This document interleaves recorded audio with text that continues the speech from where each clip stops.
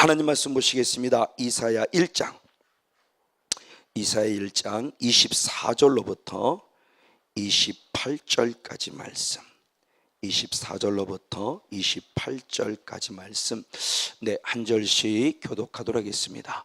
그러므로 주 만군의 여호와 이스라엘의 전능자가 말씀하시되, 슬프다, 내가 장차 내 대적에게 보응하여 내 마음을 편하게 하겠고 내 원수에게 보복하리라.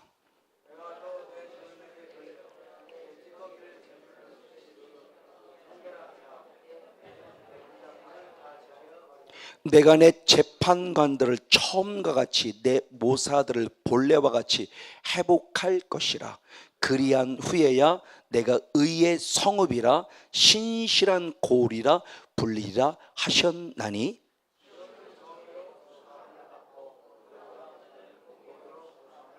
다 같이 있습니다. 그러나 패약한 자와 죄인은 함께 패망하고 여호와를 버린 자도 멸망할 것이라. 아멘. 할렐루야. 좀 바쁘게 시간을 좀 지내야 될 것 같아서 조금 기도를 짧게 하고 좀 말씀을 들어가겠습니다. 아까 오전에 말씀드린 광야의 영성이라는 부분 속에서 광야를 교회라고 한 부분, 그러면 하나님께서는 왜 우리를 광야란 곳에 들어오게 하셨는가라고 했을 때, 주님은 우리를 훈련하시기 위한 목적이다라는 거죠. 그 훈련의 과정이 우리들에게 있어서는 고난이라는 과정이다. 그럼 왜 고난을 받느냐라고 했을 때 크게 두 가지라고 그랬습니다. 가장 먼저는 우리는 아무도 몰라요. 왜 고난을 당하는지 모르는 애매한 고난, 즉 뜻모를 고난, 죄 때문이 아닌 뜻모를 고난이 있더라는 거죠. 그럼 뜻모를 고난을 당했을 때는 어떻게 할 것이냐? 견디는 수밖에 없어요. 하나님의 때가 돼서 지나가게 할 때까지, 피할 길을 열어주실 때까지 우린 끊임없이 견디고 인내하는 수밖에 없다. 두 번째는 왜 고난을 당하냐? 우리의 죄 때문이다. 그럼 나의 죄 때문에 당하는 고난은 무엇이냐? 너무너무 간단합니다. 첫째는 회개해야 될 것이고, 그래서 죄 사함을 받아야만 할 것이고, 죄 사함으로 끝나지 말고 그 죄를 범하기는 존재인 어둠의 영과 싸워 이겨야 할 것이다. 그래서 죄성을 끊어버림으로 삶의 저주, 죄라고는 합법적인 통로를 타고 들어왔던 삶의 저주를 끊어내고, 주님이 십자가에 지신 궁극적인 목적은 축복을 공급받는 자가 되어져야 한다. 바로 이런 모습 가운데서 주님 우리들에게 요구할 때 죄짓지 말라, 무겁고 얽매기 쉬운 죄를 벗어버리라, 그리고 믿음의 주요 온전케 하신 예수를 바라보라. 그리고 4절에, 히브리서 12장 4절에 죄와 피 흘리기까지 싸워라고 신신당부했어요. 근데 우리는 죄와 피 흘려 싸우지 못했어요. 결국 죄의 통로가 되어버렸고, 죄라는 합법적인 통로에 쓰러지고 넘어진 자가 됐어요. 그럴 때 주님이 나를 사랑하시기 때문에 채찍이 없음이 아니라 오히려 사랑하시기 때문에 채찍을 댔다. 죄를 범했음에도 불구하고 채찍이 없단다면 하나님의 사랑받는 증거 아니다. 오히려 사생자일 수 있다. 채찍이 있음에 감사해야 된다. 그 채찍을 통해서 주님이 원하시는 부분은 무엇이었느냐? 나를 오히려 거룩하게 함이하다. 그래서 베드로와 똑같은 고백과 같이 예수님이 이미 고난이라는 갑옷을 입은 것처럼 우리도 육체의 고난을 통해서 죄를 지어서는 안 되겠구나 라고 말하며 죄를 끊어야 되고, 베드로 4장 2절 말씀 속에서 하나님의 말씀을 이루어 드리는 자가 되어야 한다. 그 거룩성을 찾게 하게 합니다. 그러면 영으로 거룩성만 찾게 하기 위함이 아니다. 내 환경과 조건이 육이라는 부분의 모습도, 굽은 것들의 모습을 곧게 하기 위한, 주님의 회복의 축복을 주기 위한 예정된 뜻이 있다. 그래서 우리들의 모습에 철저히 죄의 문제를 놓고 십자가 앞에서 죄 사함 받고 성령을 선물로 받아서, 성령을 선물로 받았기에 내 안에 남아있는 모든 것들, 배설물들을 철저히 불태워 제거해 버림으로 영이 살고 육이 사는 그런 축복의 주인공이 되길 원하면서 오전의 말씀에 잠시 간단하게 은혜를 나눴습니다. 이제 오늘의 말씀은 그 이후의 말씀으로서 흔히 말하는 믿음으로 우리는 무엇을 얻었다고 그럽니까? 구원을 얻었습니다. 맞습니다. 그러면 믿음으로 구원을 얻었다라고는 이 믿음으로 구원 얻은 이 구원이라는 은혜가 얼마나 값 있고 참 귀한 거냐는 거예요. 그러니까 믿음으로 구원했던 이 개념을 그냥 우리가 너무 허술하게 생각하고 하나님의 은혜를 고린도전서 그 6장 1절 2절 고린도후서 참 6장 1절 2절 말씀대로 헛되이 받는 것이 아닌가 싶은 생각을 가질 때가 참 많아요. 그러니까 믿음으로 구원했다는 것을 하나님의 절대적 은혜임에도 불구하고 내가 정말 뭔가 믿어서라는 내 믿음이라는 그마저도 의가 들어가는, 내가 정말 잘 믿어서 구원을 얻은 것 같은, 아니요, 여기서 말씀하는 믿음으로 구원 얻다는 개념은 우리의 그 믿음마저도 뭐 믿어보려고 했던 그런 개념의 믿음이 아니라 바꿔보니까 구원이었던 거예요. 아, 이게 구원이었구나. 그러니까 우리가 생각하는 그 믿음마저도 사실은 내 것이 아니더라는 거예요. 절대적 주님의 은혜였던 거예요.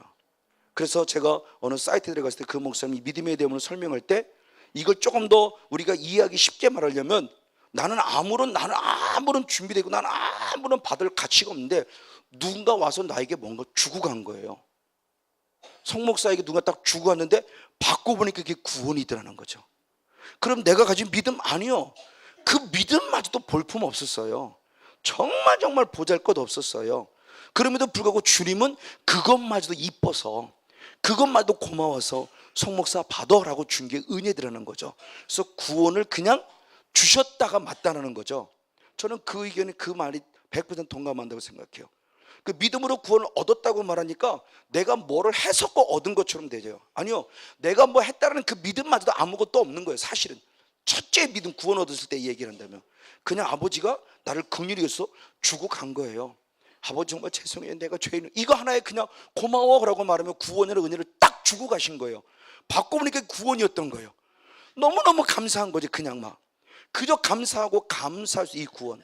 근데 이 구원마저도 우리가 어떻게 생각하면 그냥 뭐 교회 뭐 이런 개념의 구원이 사실은 아닌데 우리는 그렇게 쉽게 생각해요. 아니요, 성경에서 말씀하는 구원이라는 개념은 아주 중요한 모습이, 믿음으로라는 이 믿음의 모습을 통한 이 구원의 개념이 그냥 일상적인 상태가 아니라는 거예요. 대표적인 말씀이 출애굽기 14장 13절이죠. 한번 구원이라는 모습을 통해 보겠습니다. 시작. 모세가 백성에 이르되 너희는 두려워하지 말고 가만히 서서 여호와께서 오늘 너희를 위하여 행하시는 구원을 보라. 너희가 오늘 본 애굽 사람을 영원히 다시 보지 아니하리라. 할렐루야. 자, 이 구원입니다. 얘들아, 너는 무엇하고 있어라? 가만히 있어. 왜? 앞에는 지금 뭐가 걸려 있어요? 홍해가. 뒤에는 지금 누가 쫓아와요? 애국 군인이. 이건 완전 진퇴양난이에요. 꼼짝없이 죽어요. 꼼짝없이 죽을 때예요. 근데 주님이 하시는 말씀이에요. 그때 송목사 위태롭지? 위기가 왔지? 죽을 것 같지? 걱정하지 마. 너는 가만히 있어. 너는 무엇하라? 가만히 있어. 두려워하지도 마. 무서워하지도 마. 그냥 가만히 있어. 내가, 하나님께서 우리들에게 무엇을, 구원을 할 테니 너는 가만히 있고 내가 행하는 일을 그냥 무엇하라? 보고 있어라. 자, 여기서 이 구원의 모습이 어떤 구원이라는 거예요? 까딱 잘못하면, 이분이 나를 도와주지 않으면 나는 뭐예요? 죽어요. 애국 군인에 깔려 총 맞아 칼에 맞아 죽든지 마차에 찢어 죽든지, 아니면 그나마 그거 싫으면 나는 그냥 홍에 뛰어 들어서 자살과 같이 물에 빠져 허우적거리다 죽어야 돼요. 자, 이 구원이라는 개념을 여러분 다시 한번 잘 생각해 보십시오. 그냥 평안하고 내려가서 그냥 나 예수 믿고 나 구원 얻었어 할렐루야, 이런 개념이 아니라 내가 죽느냐 사느냐의 기로 속에서 죽을 수밖에 없는 상황 속에서 주님이 나를 구원하셨다는 거다. 아멘. 이걸 생각하면 정말 이건 대단한 구원의 감격이죠. 이 상황의 모습을 생각하지 않고 그냥 내 예수 믿어 구원 얻었어, 나 교회 열심히 나갔어, 이것도 내 의예요. 까딱 잘못하면 그 믿었다라는 그 조건이라는 조건부의 믿음마저도 아니요, 나는 가만히 있었어요. 나는 아무것도 안 했어요 정말. 근데 방금 서대 방금 얘기한 대로 누군가가 뭘 주고 갔어요. 근데 그게 구원이라는 은혜였던 거예요. 아, 이거였구나. 맞아. 나는 정말 이리 가도 죽고 저리 가도 죽고 앞으로 가도 죽고 뒤가 죽고 완전 첩첩산중, 난 꽉 감옥에 갇힌 것처럼 옴짝달싹 없는 상황 속에 누군가가 와서 나를 구원해 낸 거예요. 이곳에서의 구원입니다. 즉 영의 세계 속에서의 구원도, 육의 세계에서의 구원도, 영적으로는 지금 사단의 존재가 나를 완 죽여버리려고 바깥으로 쪼이고 있는 거예요. 육적인 조건으로는 그게 환경일 수 있고, 물질일 수 있고, 질병일 수 있고, 관계일 수 있고, 정말 주변에서 나를 꽉 옥매셔서 정말 숨 쉴 것도 없을 것 같은 그런 위기의 상황이 올 때, 송 목사 가만히 있어. 너는 가만히 있어. 내가 너를 구원할게. 내가 너를 구원하는 그 구원을 봐. 할렐루야. 그걸 보고 있어. 할렐루야. 너무 감사해. 이게 주님이 나를 믿음으로 봐주시고 구원이라는 은혜를 그냥 공짜로 주신 것이다. 그러니까 그 믿음마저도 우리의 것으로 생각하면 큰 착각이다. 그 절대적 주님의 은혜라는 거예요. 그러니까 이것에 대한 모습을 제가 느끼고 요한일서를 강의하면서 제가 토요성회 때 많이 고백했죠. 오히려 요한일서를 강의하며 제가 구원의 확신이 생겼어요. 로마서를 강의할 때보다 요한일서를 그래 맞아, 이게 구원이야. 막 구원의 감격과 감사가 저를 통치하고 지배하니까 이게 구원이야. 그래, 이게 구원이야. 그러니까 그저 감사하고 감사할 수밖에 없는 상황, 바로 이곳이에요. 똑같은 모습이 하나 더 있습니다. 미가서 4장 10절의 말씀을 보겠습니다. 미가서 4장 10절. 미가서 4장 10절의 말씀 역시 같이 있습니다. 시작. 딸 시온이여, 해산하는 여인처럼 힘들여 나을지어다. 이제 내가 성읍에서 나가서 뜰에 거주하며 또 바벨론까지 이르러 거기서 구원을 얻으리니 여호와께서 거기서 너를 내 원수들의 손에서 속량하여 내시리라. 아멘. 어디에서 구원을 한다고 그래요? 첫 번째의 모습은 어디에서요? 애굽이었어요. 두 번째의 모습은 어디에서요? 바벨론. 그렇죠? 이 바벨론은 내가 무엇 때문에 들어간 거예요? 우상 숭배 죄 때문에 하나님. 그러니까 바벨론에 가는 거를 내 입장으로 봐서는 70년 동안 포로 생활한다는 건 있을 수 없는 얘기예요. 그러니까 예레미야가 70년 동안 포로 생활한다고 뭐 저런 새끼가 다 있어 저게. 목사가 우리를 축복하지는 못할 만한 저주하는 거야? 근데 다른 선지자들은 걱정하지 마세요. 우리 하나님은 사랑하는데 절대 그런 하나님, 우리 사랑의 하나님이 왜 70년 동안 우리를 찌질하게 했고, 절대 우리 하나님은 그런 하나님 아닙니다. 얼마나 듣고 싶은 설교예요. 그죠? 우리가 듣고 싶은 설교잖아요. 그러니까 다 거짓 선지자 말에 아멘, 아멘, 아멘 하고 있었어요. 이 예레미야 선지자의 이 목소리에 하나님의 음성에 아멘한 사람이 없었다니까요. 그러니까 예레미야를 찢어 죽이려고 난리가 난 거예요. 오늘도 성모 목사 맨날 회개나 해야 되고 말이야. 축복받으라는 소리 하나도 안 하고. 어떤 사람은 아주 무슨 저런 목사가 다 있어 그럴 거야 아마. 저 축복이나 좀 빌어주고 그러면 얼마나 좋아. 그럼 내가 와 11조도 하고 말이야. 헌금도 하고 갈 텐데 맨날 죄졌다 그러고, 맨날 회개나 하라 그러고, 맨날 막이나 쫓아내라 그러고. 내 마음에 안 맞아. 난 저런 목사 원하지 않아. 그렇죠? 그래도 마음에 들면 이단이야 그러겠지 이제 누군가가. 내 마음에 안 맞으니까. 하나님 마음에 많아, 내 마음에. 그러니까 이런 부분들 속에서 얘기했을 때 하나님은 반드시 바벨론을 보내야만 해요. 70년 포로는 주님이 정해놓으신 거예요.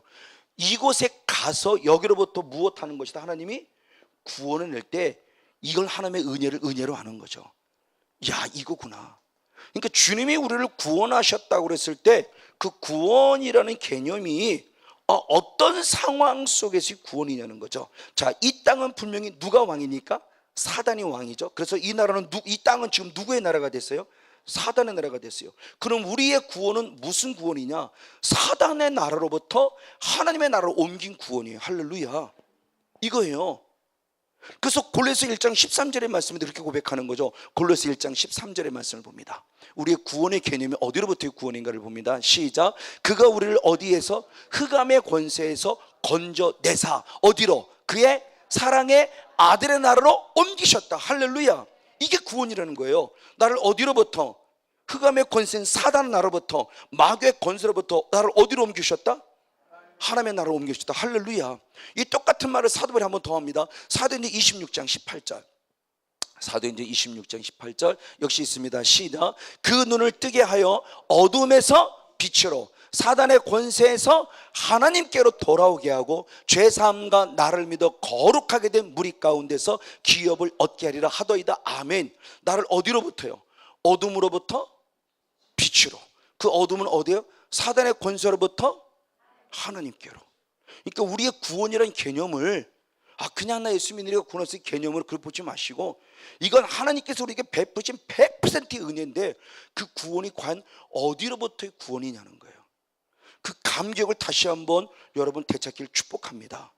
여러분 구원의 그 감격을 갖던 그 첫사랑, 그때 그 감격, 나 같은 죄인을 구원해 주시다니 그 감격, 이것이 다시 찾아지지 않으면 구원의 감격 어느 순간 흐리멍텅해지는 거예요. 그러니까 구원 얻었어로 끝내버리니까 막 살아가는 거예요. 그게 누구의 삶이냐? 그게 이스라엘 백성들의 삶이었어요. 구원받음에 대해서, 즉 하나님이 이스라엘 백성을 택해서 갈대우로부터 뽑아내서 아브라함부터 불러서 아브라함을 통해서 이스라엘 민족을 구원해서 택함받았다는 선민의식, 이 선택의식, 이 선민의식의 강한 선민의식을 나만 구원받아서 우리만 구원받아서 살아갔지만 구원받았다는 이 감격, 애굽으로부터 끄집어냈던 감격, 이 감격을 어느 순간 잃어버리고 살아가며 나 선택받았어, 나 선택받아, 나 택함받았어, 나 선미, 나 선다, 나 원래부터 택함받은 자야, 그러면서 하나님과는 상관없이 살아갔잖아요. 하나님이 가장 싫어하는 우상 숭배했잖아요. 하나님이 가장 싫어하는 우상 숭배, 바알을 섬겼잖아요. 귀신을 섬겼잖아요. 마귀를 섬겼잖아요. 이것들의 삶을 살아가면서 나 구원 얻었어? 아니요, 구원 얻지 않았어요. 아니요, 구원은 얻었지만 지금 구원에 이르도록 자라가고 있지 못해요. 이것이 이스라엘 백성들이에요. 그래서 예수님이 이 땅에 오셔서 이스라엘 백성들을 찾아오셨을 때 예수님은 누구에게 가라고 그랬어요? 잃어버린 양이에요. 이스라엘 백성은 잃어버린 양이에요. 즉 구원받은 하나님의 백성들이었지만 계속 죄 속에 빠져있게 어떻게 됐어요? 잃어버렸어요. 구원받았어요, 송건영 목사요. 근데 계속 죄 속에 빠져있어요. 죄 문제를 해결하자. 나 그거 선택받아서 나 목사인데 나는 당연히 천국이지, 이렇게 생각하는 교만에 빠져 있어요. 하나만 말씀합니다. 성목사, 너는 나로부터 어떻게 됐어요? 떠나갔어. 다시 주님이신 은혜죠. 그래도 내가 너를 찾아와. 성목사 돌아와라고 하며 잃어버린 양을 지금도 끊임없이 사랑의 손길을 지금 뻗치고 있는 거죠. 할렐루야. 이게 은혜인 거죠. 은혜예요. 나는 한 번 구원은 영원을 잘못했기 때문에 나는 구원받아서 괜찮아요. 아니요, 착각하지 마요. 그 강한 선민의식을 가진 사람이 이스라엘 백성들만큼 확실한 사람 없어요. 너무 그 선민의식이 강해서 문제죠. 오히려 선택받았다는, 나는 원래부터 구원받고 택함받, 이게 너무 강해서 문제죠. 그럼 예수님 오실 이유가 없었어요. 잃어버리지 않았으면. 원래 택해서 구원 받아놨는데, 구원을 허락해놨는데 계속 죄 속에 빠져서 구원으로부터 멀어져 가고 있으니까 안 돼! 내가 다시 구원! 그러고 끄집어 드린 거죠. 그러고 보니까 이게 절대적 은혜라는 거죠. 할렐루야. 자, 이런 부분 속에서 주님이 나를 다시 구원받아서 구원 얻은 자가 이 구원에 이르도록 자라가지 못하고 계속 구원의 은총 가운데 빼앗겨가면서 오히려 빽 하는 거예요. 이스라엘 백성들이 1세대가 애굽이라는 곳에 구원받아 광야라는 교회에 들어와서 신앙생활을 열심히 했지만 우리가 잘 알대로 1세대는 다 무엇했어요? 여기서 무엇했어요? 멸망당했어요. 멸망. 1세대는 멸망당했어요. 여호수아와 갈렙만 빼고. 여기서 성경에서 말씀하는 멸망은 뭐예요? 여러분, 천국 아닙니다. 천국 아니에요. 지금 이것이 지금 우리들에게 주는 영적인 교훈이 뭐예요? 이게 성건영 목사 구원 받았다니까요. 근데 우리 지금 광야라는 교회 영성 안에 있어요. 영성 원래는 어디까지 들어와야 돼요? 가나안 땅까지 들어와야 되나? 가나안 땅에 들어서 지금 우리가 교회라는 곳에 신앙생활하면서 열심히 나름대로 하지만은 광야의 영성 안에 몰려 있는데 자꾸 뒤돌아보고 애굽 찾아가요. 자꾸 뒤돌아보고 소돔과 고모라 찾아가요. 너무나 보암직해서. 소돔과 고모라가 너무너무 보암직해요. 에덴 동산 같아요. 그러니까 역시 보이는 게 좋은 거야. 그리고 거길 찾아가요. 세상을 찾아가요. 세상적이고 정욕적이고 안면적이고 사고적에서 빠져들어가요. 그러면서 구원 얻었다고요? 무슨 착각입니까? 우리는 가나안까지 들어와야 돼요. 주님이 원하시는 영적인 목적지는 가나안이에요. 내가 또 광야 영성에 머물러 있으면서 가나안 땅에 들어가지도 않았는데 구원 얻었다고 착각 속에 빠졌다는 큰 코 다친다. 지금 이런 부분 속에서 주님이 주시는 은혜인데, 이것이 절대적 은혜가, 나는 한 번 지금 구원했기 때문에 요한복음 13장 1절에도 말씀되어 있지만 하나님은 자기 사람을 끝까지 못해요? 사랑해. 그래서 버리지 않아요. 자, 로마서 11장 1절 2절을 봅니다. 로마서 11장 1절 2절 시작. 그러므로 내가 말하노니 하나님이 자기 백성을 버리셨냐? 그럴 수 없느니라. 나도 이스라엘인이요 아브라함의 씨에서 난 자요 베냐민 지파라. 하나님이 그 미리 아신 자기 백성을 버리지 아니하셨나니. 아멘. 너희가 성경에 엘리야를 가리켜 말한 것을 알지 못하느냐? 그가 이스라엘 하나님께 고발하되. 아멘. 자, 하나님은 이스라엘 백성을 이미 택하셔서 구원이라고는 절대적 은혜를 주신 거예요. 받고 보니까 믿음으로 받았다고 주님이 인정해 여겨주신 것 뿐이에요. 그게 은혜예요. 그럼 구원받은 자는 이제 구원이라는 믿음을 지켜나가서 결국 가나안 땅까지 가는 데인데, 가나안 땅까지 가지고 광야에서 그냥 나는 그럭저럭 그러면서 40년 동안 뺑뺑 돌면서 또 훈련받고 또 고난받고 계속 배고프고 계속 춥고 덥고 이런 역경 속에 있으면서도 자기를 돌아보지 못하고 계속 이 상태 때면 안 된다. 중요해요. 하나님은 나를 버리지 않으셨어요. 내가 하나님을 버린 거예요. 사울이 하나님을 왜 사울을 버립니까? 사울이 하나님을 버린, 아니요, 네가 하나님을 버렸기에, 네가 말씀을 버렸기에 나도 너를 버린다죠. 마지막까지 분명히 기회는 주셨었는데 그 기회를 선용하지 않죠. 가룟 유다가 그렇죠. 마지막까지 하나님은 가룟 유다. 그래서 조금 전에 말씀한 요한복음 13장 1절이 자기 사람을 끝까지 사랑한다는 얘기를 누구를 얘기 쓰느냐? 가룟 유다 얘기를 쓰려고 1절에 그 말씀 하신 거예요. 그리고 2절부터 누구 얘기를 끄냐? 가룟 유다 얘기를 끄네요. 계속 회개할 기회를 주는 거죠. 계속 회개할 기회를 줌에도 불구하고 회개하지 않아요. 이건 우리들의 모습이에요. 한 번 구는 영원한 구원이라는 사람은 바르게 묻잖아요. 가룟유다, 나도 택함 받았어. 나도 그동안 귀신 많이 쫓아냈어. 예수님이 재정까지 담당할 정도 내가 예수님께 인정받고 있는 사람이야. 그리고는 회개할 기회를 전혀 선용하지 않아요. 그리고 마귀가 예수의 팔 생각을 집어넣었어요. 팔 생각을 집어넣어도 꿀떡 삼켜버리니까 성경이 말합니다. 마귀가 가룟 유다 안에 들어갔다. 그렇죠? 생각으로만 일하지 않았어요. 생각을 꿀떡 삼켜버리고 인정해 버리니까 마귀가 들어갔어요. 요한복음 13장 27절 말씀에 마귀가 들어간 다음에 결국 후회는 할지언정 회개는 아니었어요. 예수 판거돼서 후회는 했어요. 그래서 은 30을 돌려줍니다. 그리고는 결국 나무에 가서 무엇해요? 목매달아 죽어요. 근데 욕을 내와서 누구는 그러더라고요. 자살해도 천국 가요. 아니 원래 그러더라고요. 많은 목사님이 그러더라고요. 사단이 내 안에 들어왔어요. 사단이 내 안에 들어서 죽인 거예요. 하나님이 죽인 거 아니에요. 사단이 그 안에 들어가서 후회하게 만들었어요. 양심은 있으니까. 그러나 그건 회개는 아니에요. 회개했으면 예수님께 돌아와야 회개해죠. 베드로도 주님 부인했어요. 저주까지 했어요. 그래도 베드로는 예수님께 돌아왔어요. 그게 회개죠. 그리고 목매달아 죽었는데, 사단이 나를 죽였는데. 자, 이런 부분 속에서 지금 오는 우리들의 모습이에요.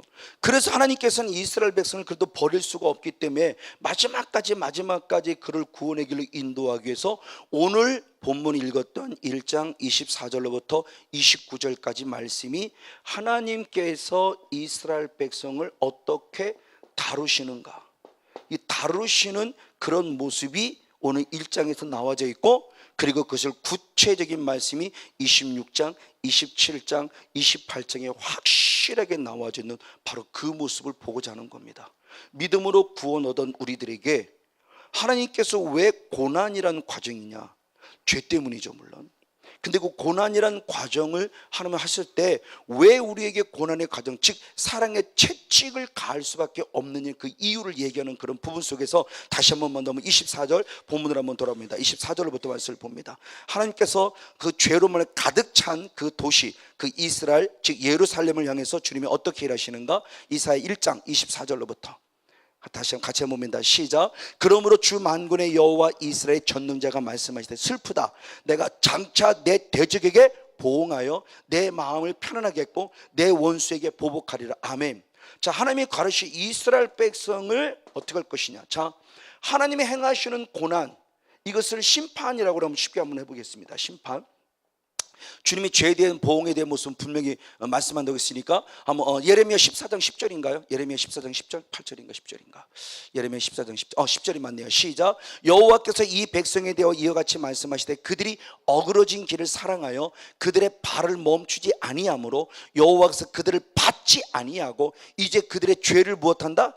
분명히 기억하시고 그 죄를 무엇한다? 버려요. 우리 주님은 죄를 너무너무 싫어하시는 분이에요. 죄가 없는 분이기 때문에, 없으신 분이기 때문에 죄를 싫어하세요. 그래서 이 죄를 반드시 처리해야 돼요. 그 죄를 처리함 속에서 분명히 주님은 확실히 말합니다. 나는 너희들이 범한 죄를 분명히 무엇할 것이다? 기억할 것이다. 그래서 이것을 통해서 우리에게 무엇할 것이다? 벌할 것이다. 자, 이 벌, 보응, 심판, 이 개념이에요. 이것에 대한 부분을 한번 쉽게 이렇게 설명해 볼게요. 자, 우리가 잘 한번 이해해야 됩니다. 쉽게 말하면 지금 쓰나미를 한번 보겠습니다. 쓰나미, 몇 년 전에 일본에 했던 쓰나미가 있었어요. 쓰나미가 한번 확 휘치고 들어갔는데 지금 미국에는 뭐 어민가 뭔가 지금 뭐 이렇게 또 확 태풍이 들어가는 똑같은 모습을 한번 견뎌볼 수 있을 것 같아요. 쓰나미가 왔든 태풍이 왔든 뭐가 왔든 어떤 사람은 죽었어요. 반면에 어떤 사람은 그 위기 속에도 살았어요. 자, 그러면 이 죽은 사람 중에서 불신자도 죽었을 것이고 믿는 자도 죽었을 거예요.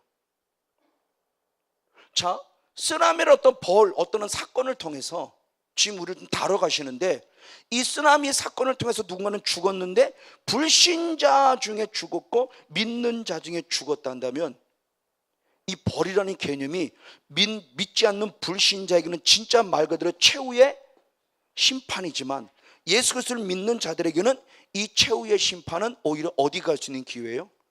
천국 갈 수 있는 기회죠. 할렐루야. 자, 그러면 내가 당하는 위기 속에 있는 나의 모습이 어떻게 대처를 해야 할 것인가?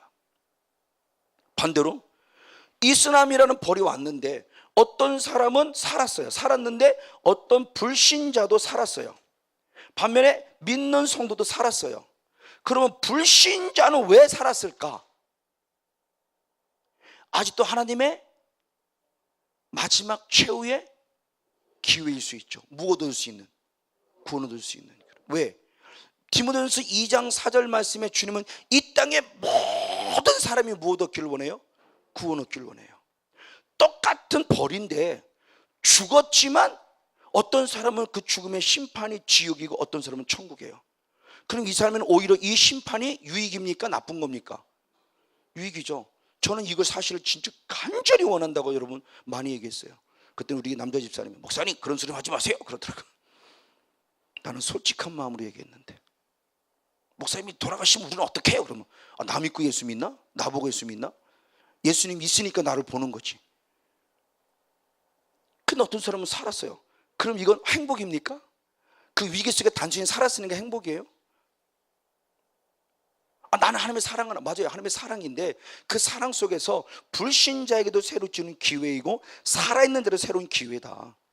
그럼 불신자에게 살릴 때는 결국 뭐냐? 예수 그리스도를 믿게 할 수 있는, 믿을 수 있는 새로운 기회를 주시는 거고, 믿지 않는 자들에게는 아직은 그러니까 이 기회를 통해서 철저히 무엇함으로, 회개함으로 다시 한번 회복할 기회를 주시든지, 정말 예수 잘 믿는 사람이 살았다 그러면 결국 최후까지 결국 믿음의 복음을 전하는 자가서 또 다른 자를 살리게 한 통로로 살게 합니다. 아멘.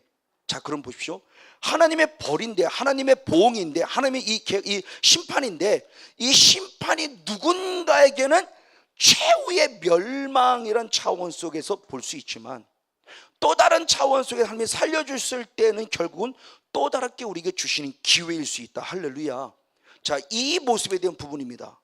그러니까 하나님이 우리를 벌한다고 했을 때, 벌한다라고 하는 그 벌 속에서 그 벌하는 그 심판이, 그 고난이 내게 어떤 영향력을 입히느냐. 하나님이 내게 성건용 목사의 고난을 허락할 수밖에 없니, 아니 고난을 줄 수밖에 없는 이유가 뭐냐에 대한 부분의 모습을 우리가 잘 한번 생각해 보자라는 거예요. 환경적으로 고난일 수 있고, 물질적으로 고난일 수 있고, 성도 때문에 고난일 수 있고, 건강 때문에 고난일 수 있고, 가족 때문에 고난일 수 있을 것이고, 어쨌든 수많은 고난들의 모습이 내 옆에는 비일비재하게 있어요. 그러니까 이런 고난들의 모습을 내가 어떻게 볼 것인가에 대한 부분을 보면서 바로 첫 번째 주님께서 24절에 말씀했을 때 가장 먼저 주님이 뭐를 말씀하시느냐? 대적 그랬어요. 대적이란 존재에게 무엇하리라 그랬습니까? 보복하리라 그랬어요. 대적을 어떻게 한다고요? 보복하리라. 그럼 대적이라는 부분의 모습을 잘한 대로 결국 영적으로 해석하면 이 대적자는 누구예요? 사단이죠.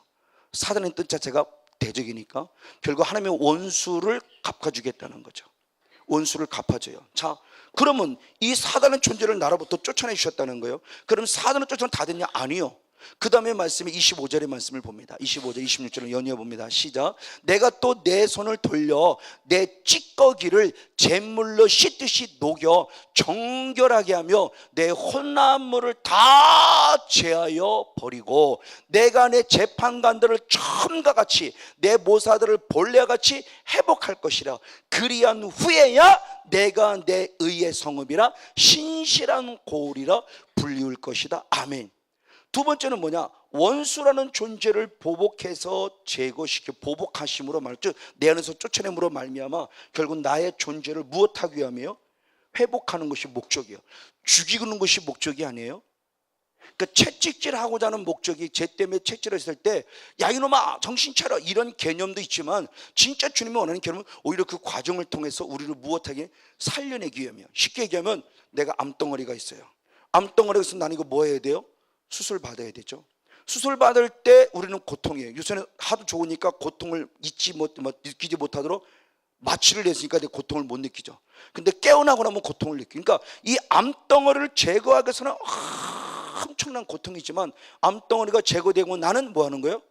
건강을 다시 회복하죠. 하나님께서 성건용 목사라는 존재를 더 회복시키려고 결국 제가 9년 8년 전에 정확하게 만 8년 전의 모습으로 돌아가면 2009년 9월 달에 밭 전으로 가면 너무너무 힘이 들고 어려웠어요. 이 고난의 모습이 뭐냐 봤더니 결국 이거죠. 고난의 모습은 결국 가장 먼저 주님께서 대적을 보복하기 위하며 다시 말하면 또 나를 무엇하기 위하며 살려내기 위함인데 내가 살아나려면 놀라워요. 대적만 떠났다고 되는 것이 아니에요. 내 안에 무엇이 찌꺼기, 혼합물 내 안에 영적인 찌꺼기들 내 안에 영적인 혼합물들 자 사탄이 떠났어요. 감사하죠. 그러나 아직 내 안에 뭐가 남아있어요? 찌꺼기가 남아있어요. 이것이 영적인 뭐예요? 혼합물. 자, 이 부분의 모습을 잘 설명하는 게 민수기 11장 한번 4절을 보겠습니다. 이스라엘 백성들이 죄를 범했어요. 근데 이스라엘 백성이 죄를 범한 것은 이스라엘 백성이 처음부터 죄를 범한 건 아니에요. 원인이 있었어요. 자, 민수기 11장 4절 시작. 그들 중에 섞여 사는 다른 인종들이 탐욕을 품음에 이스라엘 자손도 다시 울며 이르되 누가 우리에게 고기를 주어 먹게 할 거라고 말하며 원망이 시작했어요. 누구 때문에? 섞여 사는 무리. 애굽에서 탈출해 나올 때 순수하게 이스라엘 백성만 나온 것이 아니라 애굽에 있던 또 애굽의 다른 종사 다른 민족들이 야 나도 좀 구워놓자, 야 나도 좀 애굽에서 떠나게 하자라고 말하면 따라온 무리들이 있었던 거죠. 그들이 왔는데 이들은 아직 하나님을 신뢰하지 못하고 아직 하나님을 온전히 믿지 못하는 그들 그나마 나도 믿음 약하지만 더 믿음 약한 놈이 와가지고 에이 뭐야 그러고 막 원망 불평 불만하고 욕심 부리고 있으니까 마치 하고 따라가는 거예요. 아 그런 소리 하지 마 이렇게 돼야 되는데 그런 소리 하지 마 하나님은 그래서 지켜주고 이게 되는데 마치 그치 하나님이 맞아 그리고 원망 아 배고파 죽겠는데 말이야 아 하나님 왜 밥도 안 주고 아 왜 떡도 안 주고 아 왜 고기는 안 주고 왜 원망 불평 불만했어요. 내 안에 섞여 있는 무리가 있어요. 이게 내 조상으로 타고 온 죄성들이죠. 이 영적으로 섞여 있는 하나님 아닌 다른 신을 자꾸 함께 만드는 이 더럽고 추한 죄성들이 지금 내 안에 자리 잡아서 내 영성을 자꾸 다운시키는 거예요. 하나님의 음성의 귀로 감사가 되는데 하나님의 음성이 감사가 아니라 그렇지라고 말해 그럴 줄 알았다. 우리 목사님 내가 그럴 줄 알았다니까 너도 그렇게 생각하니 나도 말해 그럴 줄 알았어. 그러면서 금방 목사님 욕하고 금방 교회 영적인 분위기를 확 깨버리고 에베소 교회처럼 독한 말을 통해서 교회 영적 분위기를 확 깨트려버리고 없는 이단 사설을 부려내고 없는 말들을 만들어내고 가정을 파괴시키듯이 교회를 파괴시켜가고 그 모든 것들의 모습이 결국은 내 안에 영적인 혼합물들. 그러니까 쉽게 얘기하면, 자, 이스라엘 백성 여호수아서의 말씀을 좀 여호수아서의 좀 말씀을 통해서 보면은 가장 먼저 주님께서 분명히 있을 때 무엇이 먼저 헐어졌어요? 여리고성이 헐어졌어요. 여리고성은 감사한 부분이죠. 그 다음에 이제 무슨 성을 헐어요? 아이성을 헐어야 되는데 아이성을 넘어뜨리지 못해요. 여리고성도 무너뜨린 이스라엘 백성이 못 넘어뜨려요. 그럼 왜 못 넘어뜨리냐 보니까 이 안에 숨어있는 어떤 존재가 있었어요. 누가 있었어요? 아간이라는 존재. 저는 이걸 경험하는 겁니다. 우리 성도님들은 한 6개월 정도 되니까 그래도 조금 잘 돼서 이제는 원망도 불평도 불만 많이 없어졌어요. 정말 그게 궁금했어요. 맨날 콜록콜록 할렐루야 놀렐루야 그러고 뭐 고침받았다 뭐 하고 뭐 봤어요 그러고 뭐 하는 거예요. 이제는 하도 환상을 보니까 환상을 봐도 그냥 그거 봤어요. 이게 감격도 없고 감사도 없고 어느 순간 하나님의 음성 들어도 감사도 없고 감격, 내가 이런 음성 들었으면 이게 막 들렸으면 이게 이제 하나도 없어요. 아, 이거 진짜 안 보니만 못한 거 아니야? 저도 그런 것 같아요. 어느 순간 처음에 이런 게 보였어. 이런 게 보여. 이런 게 막 들려만 그런데 어느 순간 그냥 봤어. 그냥 이런 생각 이렇게 하려고. 그러니까 선제들이 거짓 선제로 타락하는 것 같아. 매일 듣는데 매일 듣는 걸 귀하게 여기지 않는 거야. 매일 들으니까. 그러다 어느 순간 안 들리는 것에 대해서 별로 아쉬움도 없어. 이게 엘리사상이죠. 원래는 흔하게 들어야 되는데 엘리사상 3장 1절에 말씀해 보니까 흔치 않았더라 그러잖아요. 흔하게 들리고 흔하게 봐야 되는데 흔하지 않은 거예요. 이것들은 놓쳐지는 거예요. 그럼 왜 놓쳐지느냐고 보니까 결국 내 안에 영적인 혼합을 아간이라는 존재가 있었어요. 이 존재를 없애버리고 나니까 아이성이 함락된 거예요. 이걸 저희 성도를 봅니다. 막 6개월 동안 난리를 치고 막 그랬어요. 그러다 어느 정도 잠잠해졌어요. 그러면서 또 조금 안 좋은 느낌들이 보여지는 거예요. 다시 사람이 주님이 가르쳐준 게 있어서 떠나가 그랬더니 또 그때 으악 그러는 겁니다. 이게 또 뭘까라고 하면서 하나님 이것도 뭐예요? 라고 했을 때 갑자기 딱 스치고 이게 아간, 내 안에 숨어있는 아간들이구나. 이게 아간들의 존재가 결국 드러나서 또 죄를 범하게 하는구나. 그럼 이것까지 빨리빨리 처리. 영적인 찌꺼기들, 성공의 모습에 영적인 찌꺼기가 있죠. 이 땅에서는 100%라는 것이 없어요. 왜? 이 땅 자체가 사단의 나라이고 내가 태어날 때보다 누구로 태어났기 때문에 죄성을 가진 죄인으로 태어났기 때문에 하나님 영원한 진짜 하나님의 나라 여기 꼴딱 하고서 거기 나라 가기까지는 내 안에 분명히 누가 자리 잡아요? 아직도 계속 죄성이 자리 잡아요. 저 밑바닥에. 그럼 이 밑바닥에 이것들이 언제 올라오느냐? 성령이 충만하면 충만할수록 올라온다. 할렐루야. 그럼 계속 성령 충만 받아야 되는 거죠. 성령 충만 받으니까 못 견디니까 올라오는 거예요. 그러니까 아간이 결국 드러났다는 것은 뭐냐? 그만큼 성령 충만 계속 기름 부어지니까. 근데 아간에 들어갈 때 혼자 그냥 자기 혼자 내가 아간이하고 들어오지 않아요. 내가 나타날 때 저놈 새끼 저거 송목사 죄짓게 만들어줘. 어떤 환경 어디로 또 죄짓게 만들어 자기 정체를 드러내요. 결국 이걸 또 뽑아내는 거죠. 영적인 찌꺼기요. 그래서 이것이 결국 찌꺼기 혼합물들을 제거시키는 거예요. 그러면 이런 과정들의 모습이 결국 뭐냐? 고난이란 과정을 통해서 주님이 아직도 내게 남아있구나. 아직도 이게 남아있네. 이걸 정리하기 원합니다. 아멘. 이것이 정리되어야 돼요. 이 찌꺼기들이. 이것이 주님의 결국 회복인데 이 회복이 될 때 결국 내가 뭐가 되느냐는 아까 다시 한번 보면 25절, 26절 이사야 1장 26절 마지막에서는 그리한 후에야 내가 누가 된다? 의의 무엇이 돼요? 성읍이 된다. 그리고 신실한 고을이라고 한다 그럽니다. 지금 뭐냐? 이스라엘 민족, 즉 크게 말하면 이스라엘 민족이지만 작게 말하면 예루살렘이라고 하는 부분의 모습이에요. 자, 이것을 통해서 회복해 나가는 거예요. 그럼 이것으로 아니요. 그 다음에 모습 27절 말씀을 봅니다. 27절의 말씀 역시 한번 같이 있습니다. 시작. 시온은 정의로 구속함을 받고 그 돌아온 자들은 공의로 구속함을 받으리라. 아멘. 그러면서 이제 28절 시작. 그러나 패역한 자와 죄인은 함께 패망하고 여호와를 버린 자도 결국 멸망할 것이라 말하며 진정한 회복의 모습을 약속하며 이들의 존재가 정리되길 원하고 있다. 이것이 지금 우리에게 주는 고난이라는 과정을 통해서 주님이 원하는 의도예요. 자, 그러면 아까 얘기했던 이 찌꺼기의 모습, 이것들의 모습, 자, 이 부분의 모습을 다시 한번 우리 이사야 26장의 말씀을 한번 회복해 보겠습니다. 이사야 26장 1절 2절 이사야 26장 1절 2절을 봅니다. 시작. 그날의 유다 땅에서 이 노래를 부르리라. 우리에게 견고한 성읍이 있으며 여호와께서 구원을 성곽과 외벽으로 삼으시리로다. 너희는 문들을 열고 신의를 지키는 의로운 나라가 들어오게 할지어다. 아멘. 자, 뭐냐? 저게 개역개정. 이제 이사야 26장부터 주님이 하시는 말씀이에요. 아주 중요한 부분의 모습이에요. 이사야 26장 1절의 말씀에 너희가 무엇이 될 것이다? 견고한 뭐가 될 것이다? 성읍이 될 것이다. 주님을 찬양하라, 감사하라, 견고한 성읍. 그럼 어떻게 견고한 성읍을 만들어졌느냐? 주님의 중요한 말씀이에요.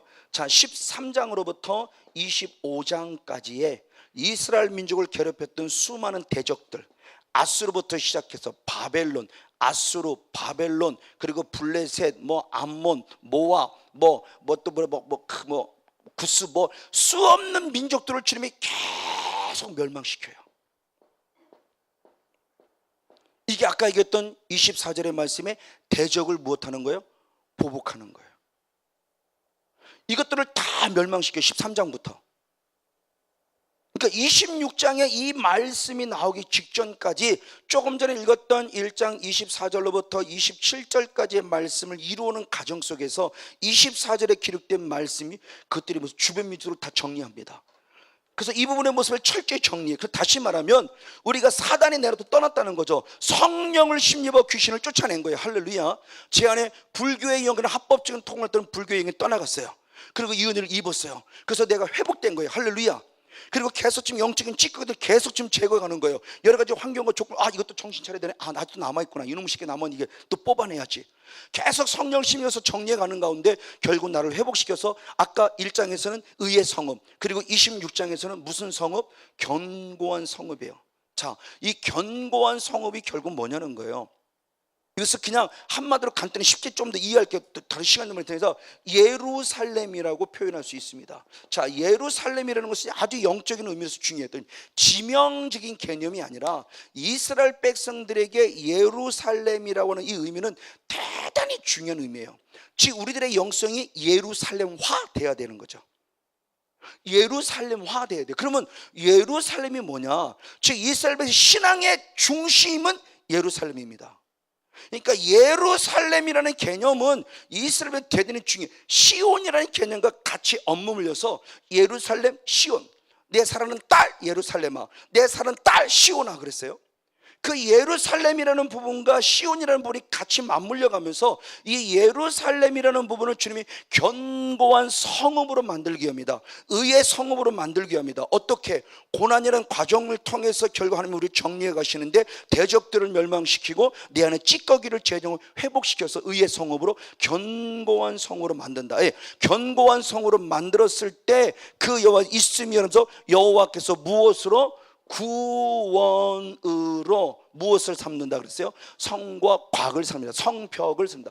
성벽, 구원이라는 성벽을 삼을 때인데 그때 무엇을 열어라? 문을 열으라는 겁니다. 그때 어디냐? 신을 지키는 의로운 나라로 들어오게 할지어다.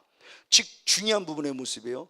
견고한 성읍으로 세워졌을 때, 견고한 성읍으로 세워진 예루살렘이 예루살렘의 모습으로서 그러면 끝나서는 안 된다. 쉽게 얘기하면 자 이겁니다. 쉽게 얘기하면 그림을 한번 그려보세요. 교회라고 한 것이다. 예루살렘을 교회라고 우리가 한번 상징 의미로 교회, 성전 이렇게 했어요.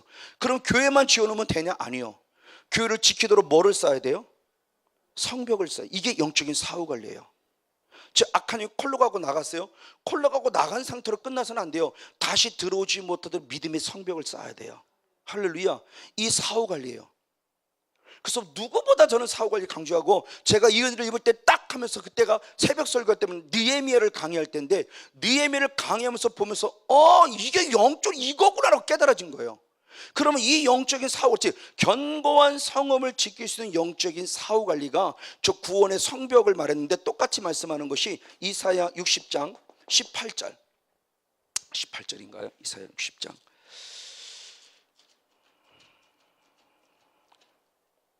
60장 18절 맞습니다. 네, 같이 한번 있습니다. 시작. 다시는 강포한 일이 내 땅에 들리지 않을 것이요 황폐와 파멸이 내 경내에 다시 없을 것이며 아멘. 내가 내 성벽을 구원이라 내 성문을 찬송이라 칭할 것이다. 할렐루야. 자, 예루살렘 성전을 세웠어요. 우리가 잘 아는 대로. 어떻게? 자, 바벨론의 포로가 됐어요. 바벨론 포로도 바벨론부터 구원시켰어요.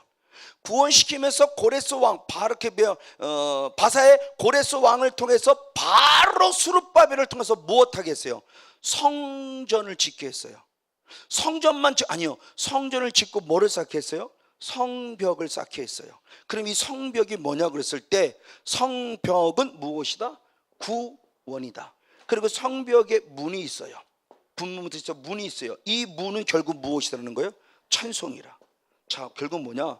하나님의 나라를 이루어서 예루살렘 거룩한 성전, 예루살렘화, 그래서 예루살렘 성전, 그래서 내 몸이 이제 성전이 됐어요. 그럼 성전에서 이 성전이 더럽혀지지 않도록, 성전을 다시 빼앗기지 않도록 사후 관리가 돼야 되는데, 그 사후 관리가 뭐냐는 거죠. 가장 중요한 구원의 확신입니다. 이게 믿음의 성벽이에요. 할렐루야. 이 구원의 성벽 확실해야 돼요. 이거 흔들려 보니까 사탄이 딱 틈타고 들어오는 거예요. 그리고 말미암아 또 문들이 있어요. 그 문들은 아까 얘기했던 만대로 신을 지킨다. 그 신은 결국 믿을 신이에요. 믿음이에요. 그 믿음을 지켜서 하나님 나라가 내 안에 계속 또 풍성해질 수 있도록 이 믿음의 문을 열어놓으라는 거예요. 구원의 확신 속에 감사의 찬송의 문을 확실히 열어서 계속해서 믿음을 통한 하나님의 나라가 계속 내게 풍성해지도록 지키라고 하는 말씀이에요. 그것이 아까 이사야 26절인데 그걸 좀 더 구체로 보니까 이것이 결국 찬송, 감사죠. 결국 뭐냐? 하나님의 나라가 이루어진 자는 열매를 보면 아는 거예요. 그게 로마서 14장 17절 말씀입니다. 로마서 14장 17절. 악한 영이 나에게 떠났다는 증거가 뭐냐는 겁니다. 로마서 14장 17절 시작. 하나님의 나라는 먹는 것과 마시는 것이 아니요 오직 성령 안에서 의와 평강과, 할렐루야, 오직 성령 안에서 뭐예요? 의와 평강과 희락. 하나님의 나라는 잘 먹고 잘 사는 게 아니고요, 봐봐 나 이거 됐잖아, 이게 아니고요, 내 안에 뭐가 있어야 돼요? 의와 평강과 희락. 그래서 사역해보면 압니다. 사역 하고 막 그런 날 딱 일어났어요. 가장 먼저 뭐가 보냐? 얼굴 보면 알아요. 스데반 집사님의 얼굴이 뭐와 같더라? 천사와 같더라. 근데 아직도 얼굴이 그런데 일어나고, 근데 있잖아요, 이건 분명히 덜 됐어요. 정말 덜 된 겁니다. 그러고 막 그러고 난 다음에 얼굴 컬러도 달라져 가지만 너무너무 하나님의 나라가 이루어진 거예요. 하나님의 나라는 열매를 보면 안 돼서 의와 평강과 희락이에요. 근데 있잖아요. 근데 있잖아요. 감사를 모르고 자꾸 근데 있잖아요, 이것만 찾아요. 죄송하지만 덜 됐어요. 아니면 됐다가 그 순간 또 타고 들어왔든지, 둘 중에 하나겠죠 뭐. 덜 빠져나갔든지 빠져나갔다가 잽싸게 들어왔든지. 그러니까 근데 있잖아요 나오죠. 근데 진짜 그냥 딱 떠나가고 나면 너무너무 감사해요. 좀 몸이 막 시원해요. 막 날아갈 것 같아요. 할렐루야. 감사가 막 나오는 거예요. 아멘. 자, 이겁니다. 그래서 하박국 3장 17절 18절이 바로 그거죠. 16절부터 환난은 내가 우리를 기다린다고 말해요, 하박국이. 그래서 왜라고 하는 모습을 얘기할 때 하박국 3장 17절 18절 시작. 비록 무화과나무가 무성치 못하며 포도나무에 열매가 없으며 감람나무에 소출이 없으며 밭에 식물이 없으며 우리의 양이 없으며 외양간에 소가 없을지라도 나는 여호와로 인하여 즐거워하며 나의 구원의 하나님을 인하여 기뻐하리로다. 아멘. 근데 있잖아요, 돈이 있어야 돼요. 근데 있잖아요, 무화과나무 열매가 맺어야 돼요. 근데 있잖아요, 그래도 소의 우양간에 소가 있어야죠. 여호와로 인하여 기뻐하기를 원해요. 근데 기뻐하지는 못하겠어요. 덜 된 거지 뭐. 덜 된 거예요. 지금 환난을 통해서 왜 하박국 선지자가 16절에 말씀, 내가 왜 환난을 기다리냐고 말하느냐. 환난을 통해서 내 하는 것이 정리됨으로 말미암아 육적인 부분에서는 혹시 빼앗기고 더러워지고 없어지는지 모르지만, 손해보는지 모르지만, 영적인 부분 속에서는 나는 구원의 확신, 할렐루야, 이게 열매예요. 그러니까 이 구원의 확신을 통한 감사가 넘쳐야 돼. 이게 영적인 사후관리예요. 근데 이 문에 원망이 들어오고, 이 문에 감사가 아니라 원망과 불평과 근심과 걱정과 염려와 수고와 두려움과 이런 무서움들이, 우울함이 들어와요. 그러면 하나님의 나라는 지금 서서히 무엇하느냐? 무너져가는 거예요. 이것이 아니야, 이게 느헤미야 때예요. 느헤미야. 그래서 제 3차로 다시 느헤미야가 복귀하게 되는 계기를 만드는 거예요. 자, 느헤미야 1장 한번 3절을 봅니다. 느헤미야 1장 3절 같이 보겠습니다. 시작. 저희가 내게 이르되 사로잡힘을 면하고 남은 자가 그 도에서 큰 환난을 만나고 능력을 받으며 예루살렘 성은 회파되고 성문들은 소화되었다 했다. 아멘. 성전은 있는데 성벽이 무너졌고 성문이 불타 없어짐으로 말미암아 위기가 왔어요. 무엇이? 예루살렘 성전, 이 성전이 무너질 위기가 왔어요. 이것들이 위기가 온 거예요. 그래서 느헤미야 2장 13절에 이렇게 고백하죠. 느헤미야 2장 13절. 느헤미야 2장 13절에 이렇게 고백합니다. 시작. 그 밤에 골짜기 문으로 나가서 용정으로 분문에 이르는 동안에 보니 예루살렘 성벽이 다 무너졌고 성문은 어떻게 되었더라? 소화되었더라. 와서 확인해 봤더니 진짜 무너져 버린 거예요. 목사님이 와서 보니까 그래요. 부흥회를 다녀보니까 영적으로 느낌이라는 게 있어요. 어느 모 교회를 가면 이게 참 현재 영적으로 힘든 상태에 있구나. 이거는 영적으로 지금 확 불타오르고 있구나. 이건 크게 기도 안 해도 그냥 딱 들어가면서 무릎 꿇고 딱 기도하면 벌써 감사기도 했을 때 그걸 딱 느낄 때가 있어요. 정말 안타깝죠. 그리고 목사님과 대화하는 목사님 얼굴만 봐도 영적 목사님이 지금 눌려져 있구나. 그러니까 성령 사역을 아무래도 경험한 교회를 가게 됨에도 불구하고 영적으로 눌리는 모습들을 많이 봐요. 그러면 그 영적으로 눌리는 그 모습을 단순히 부정적 시각으로 보자는 것이 아니에요. 오히려 긍정적 시각으로 보자는 거죠. 그럼 주님이 다시 결국 일할 때가 됐구나. 할렐루야. 막 감사와 넘치는 것도 중요하지만 주님이 뭔가 이 교회를 통해서 무엇할 때가 또 뭔가 일할 때가 됐구나. 이걸 적용시키면 마귀를 멸할 때가 됐고 내 안에 남아있는 무엇들을 찌꺼기를 제거할 때가 됐구나. 그래서 나를 무엇으로 세우지를 원하는구나? 견고한 성읍, 의의 성읍으로 세우지를 원하는구나. 할렐루야. 긍정적으로 보자는 겁니다. 그러니까 고난과 역경을 왜라고는 부정적 의식 속에서 자꾸 왜라는 이유를 달지 말고 주님께서 할렐루야 감사로 바꿔보자. 고난이 내게 유익일 수 있다. 고난이 위기예요. 죄 때문에 얻은지 애매히 당하는 고난이든지 고난이 유익이 될 수 있다는 거죠. 할렐루야. 이게 주님의 거룩한 의도예요. 자, 이 의도를 가지고 이 모습을 보면서 주님이 그럼 어떻게 우리들의 존재를 다뤄가는 모습인데 그 어떻게 다뤄가는 모습 전에 그럼 예루살렘이라는 부분, 하나님은 예루살렘이 회복되기를 원하는데 예루살렘이라는 부분이 영적으로 어떤 의미를 가지고 있기에 예루살렘이 견고한 성읍, 의의 성읍이 되기 원하는가? 가장 먼저는 예루살렘이라고 하는 부분의 모습을 예레미야 3장 17절, 예레미야 3장 17절을 봅니다.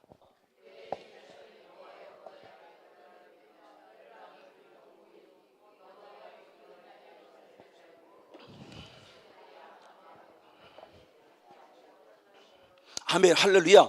자, 예루살렘이 예레미야를 통해서 하나님께서 주신 음성 가운데 예루살렘이 뭐냐라고 봤을 때 가장 먼저는 여호와의 뭐라는 거예요? 보좌. 그럼 여호와의 보좌는 원래 어디에 있어요? 하나님의 나라에 있는 거죠. 근데 이 땅에 있는 예루살렘을 주님의 영적 의미로 봤을 때 그것을 무엇으로 보겠다? 여호와의 보좌. 여호와의 보좌라는 것은 예수님이 하나님의 왕이 되겠다는 거예요. 하나님은 분명히 보좌에 앉아서 일하신다고 그랬거든요. 그 보좌에 앉으세요. 그래서 여호수아 6장 1절에도 하나님께서 이스라엘 이스라엘을 부를 때 하나님이 어디 앉아 그 보좌에 앉아 계시다고 그랬어요. 보좌. 근데 하늘에 있는 것이 지금 어디로 내려온 거예요? 땅으로. 땅 어디? 특별히 어디? 예루살렘. 그럼 예루살렘이 결국 우리들이 의식되는 결국 성전이죠. 성전. 예루살렘 성전을 주님께서 뭐로 삼아? 보좌로 삼아 당신이 거기서 누가 되겠다는 거예요? 왕이 되셔서 이 예루살렘을 통한 이스라엘을 하나님의 나라로 만들겠다. 할렐루야. 그래서 우리가 잘 알고 있는 요한계시록 21장 1절로부터 2절까지 말씀에 보면 이제 새 하늘과 새 땅이 이루어진다고 말할 때 하늘로부터 뭐가 내려온다고 그래요? 새 예루살렘. 자, 확인해 봅니다. 예레미야 계시록 21장 1절 2절 시작. 또 내가 새 하늘과 새 땅을 보니 처음 하늘과 처음 땅이 없어졌고 바도 다시 있지 않더라. 또 내가 보면 거룩한 성 새 예루살렘이 하나님께로부터 하늘에서 내려오니 그 예비한 것이 신부가 남편을 위하여 단장한 것 같더라. 아멘. 그러니까 예루살렘이라는 의미는 가장 먼저는 곧 여호와의 보좌이고 여호와의 보좌라는 것은 내 눈에 보이지 않지만 결국 그것이 하나님이 왕이시며 하나님의 나라를 이루기를 원하는 현장이다. 할렐루야. 그러면 이 성전, 이제는 우리가 성전이잖아요. 이제는 우리가 성전 됐고 하나님의 나라가 어디에 이루어진다고 그랬어요? 내 안에 이루어진다고 그랬으면 즉 예수님이 나를 예루살렘화, 성전화 만들기를 원하는 건데 악한 영을 쫓아낸 것은 찌꺼기를 정리하는 것은 예루살렘화, 성전화 되기를 원하는데 주님이 나의 누가 되기를 원하는 거예요? 왕이 돼서 내 안에 무엇을 이루기를 원하는 것이다? 하나님의 나라. 할렐루야. 그럼 성전이 성전다워야 되죠. 그렇죠? 그래서 고린도서 3장 16절의 말씀에 너희 몸이 누가 거하는? 성령님이 거하는 거룩한 전인 줄 알지 못하느냐. 할렐루야. 내 안에 하나님의 나라예요. 여호와의 보좌가 있어요. 주님이 내 안에 앉아 계세요. 나의 주인 되겠다는 거예요. 나의 왕이 되겠다는 겁니다. 할렐루야. 그리고 두 번째의 모습은 예루살렘 뭐냐? 자, 이사야 2장 한번 3절을 봅니다. 이사야 2장 3절. 네, 같이 있습니다. 시작. 많은 백성이 가며 이르기를 오라, 우리가 여호와의 산에 오르며 야곱의 전에 하나님의 전에 이르자. 그가 그 도로 우리에게 가르치실 것이라. 우리가 그 길로 행하리라 하리니 이는 율법이 시온에서부터 나올 것이요 여호와의 말씀이 어디에서부터? 예루살렘부터 나올 것임이라. 아멘. 할렐루야. 예루살렘이 결국 뭐냐는 겁니다. 말씀이 나오는 말씀의 집이다. 할렐루야. 자, 예루살렘이 하나님의 왕으로서 하나님의 나라 이루기를 원하시는 현장이며, 예루살렘 뭐냐? 말씀이 왕성한 말씀의 집이다. 아까 광야 교회와 같은 의미죠. 왜? 광야라는 곳이 결국 말씀에 의해서 세워진 곳이니까 말씀의 집이에요. 세 번째 모습, 똑같은 말씀이 미가서 4장에도 똑같은 말씀이 있죠. 세 번째는 결국 뭐냐? 이사야 56장 7절의 말씀에 보니까 결국 만민이 무엇하는 집이에요? 기도하는 집이에요. 또 하나 중요한 부분은 스가랴 14장 한번 스가랴 14장 8절. 스가랴 14장 8절. 네, 스가랴 14장 8절. 네, 같이 보겠습니다. 시작. 그날의 생수가 예루살렘에 솟아나서 절반은 동해로 절반은 서해로 흐를 것이요 여름에도 겨울에도 그러하리라. 할렐루야. 자, 이 스가랴 14장 8절 말씀이 예루살렘을 뭐라고 하면 생수가 흐르는 곳이라고 그랬어요. 그럼 생수가 흐르는 곳이 결국 뭐냐는 거예요. 생수는 결국 뭐를 지금 얘기하는 거예요? 성령이죠. 때로는 말씀 얘기하고. 근데 말씀이 이미 있으니까 우리는 뭘로 해석하고 싶으냐? 성령. 그래서 아까 정정처럼 말씀드렸지만 요한복음 바로 7장 38절 39절 말씀에 내가 믿을 때에 내 배에서 무엇이? 생수의 성령의 흘러 강물처럼 흘러 넘친다. 결국 생수의 모습은 결국 뭐냐? 무엇이 흐르는 곳이에요? 성령이 있는 곳이다. 아멘. 그래서 예수님이 얘기할 때 사도행전 1장 4절의 말씀이 어디를 떠나지 말라? 예루살렘을 떠나지 말라. 왜? 내가 너에게 약속한 그랬습니다. 내가 너에게 약속한 무엇을 주게 하며? 성령. 할렐루야. 그럼 이 약속이 언제 약속이냐? 요엘서 2장 32절. 요엘서 2장 32절을 봅니다. 역시 있습니다. 시작. 누구든지 여호와 이름을 부르는 자는 구원을 얻으리니 이는 나 여호와의 말대로 시온산과 예루살렘에서 피할 자가 있을 것이며. 아멘. 남은 자 중에 나 여호와의 부름을 받을 자가 있을 것임이라. 할렐루야. 자, 성령을 약속하는 것이 요엘서 2장 28절부터 32절까지죠. 모든 육체에게 성령을 부어줄 거라고 말씀하시면서 예루살렘을 떠나지 말라고 한 거예요. 그리고 왜? 예루살렘에, 마지막 예루살렘에 누가 피할 자가 있을 것이고 마지막 예루살렘에 남은 자가 있다. 그러니까 영적인 부분 속에서 내 안에 예루살렘화, 성전화 된다는 것은 너무너무 중요한 부분이에요. 그래서 예루살렘을 떠나지 말라는 것은 결국 간마 한대로 말하면 하나님과 나와의 관계성에 있는 거룩한 예배부터 시작해서 기도부터 시작해서 많은 것들, 말씀부터 시작해서 하나님을 나를 왕으로 삼는 시작해서 이 모든 것들 속에 하나님과 나의 관계를 깨트리지 않는 지성소의 영성이다. 할렐루야. 이 지성소의 영성이 회복된 자만이 진정한 하나님의 나라가 이루어진 자고 그 사람들이 남은 자라는 거예요. 그것에 말씀이 있고 그것이 기도가 있고 그것에 성령이 있고 그것이 바로 하나님의 왕이 되는 현장이다. 이 부분의 모습을 회복하고자 이것을 의의 성읍으로 견고한 성으로 확실히 만들고자 주님이 지금 우리의 모습을 때로는 원하지 않지만 때로는 죄 때문이지만 무엇을 통해서? 고난이라는 과정. 그래서 주변 민족을 통해 고난당했어요. 그때는 나를 회복해서 가장 먼저 주변 민족부터 정리했어요.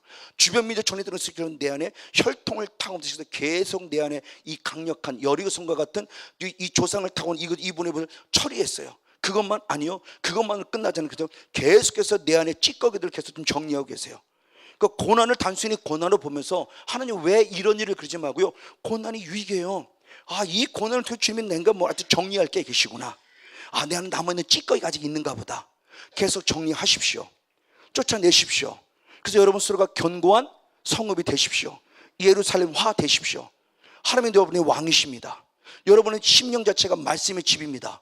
여러분 심령 자체가 기도의 집입니다. 여러분 심령의 성령의 역사가 샘솟으면서 생수가 터지는 현장입니다. 할렐루야. 그러면 하나님이 완벽한 하나님의 나라를 이루고자 원하는 거죠. 이것이 세워지기를 원하는 거예요. 할렐루야. 그러니까 정말 하나님의 나라가 이루어진 자는 말씀과 기도에 전무할 수밖에 없어요. 왜? 그분이 나의 왕으로서 그렇게 하라고 명령하시니까. 그러니까 말씀에 전무하면 전무할수록 나는 성령이 충만할 수밖에 없어요. 그 예루살렘이 끝까지 남은 자, 그 남은 자를 주님께서 말씀할 때 여호와의 부름을 받을 자가 있을 것이다. 아멘. 우리 영적인 피난처예요. 그래서 7년 대환란과 같은 그 큰 고통이 왔을 때 마지막 주님께서 우리를 어디를 영적인 피난처로 삼아주셨느냐. 자, 계시록 12장 6절과 14절. 계시록 12장 6절을 먼저 봅니다.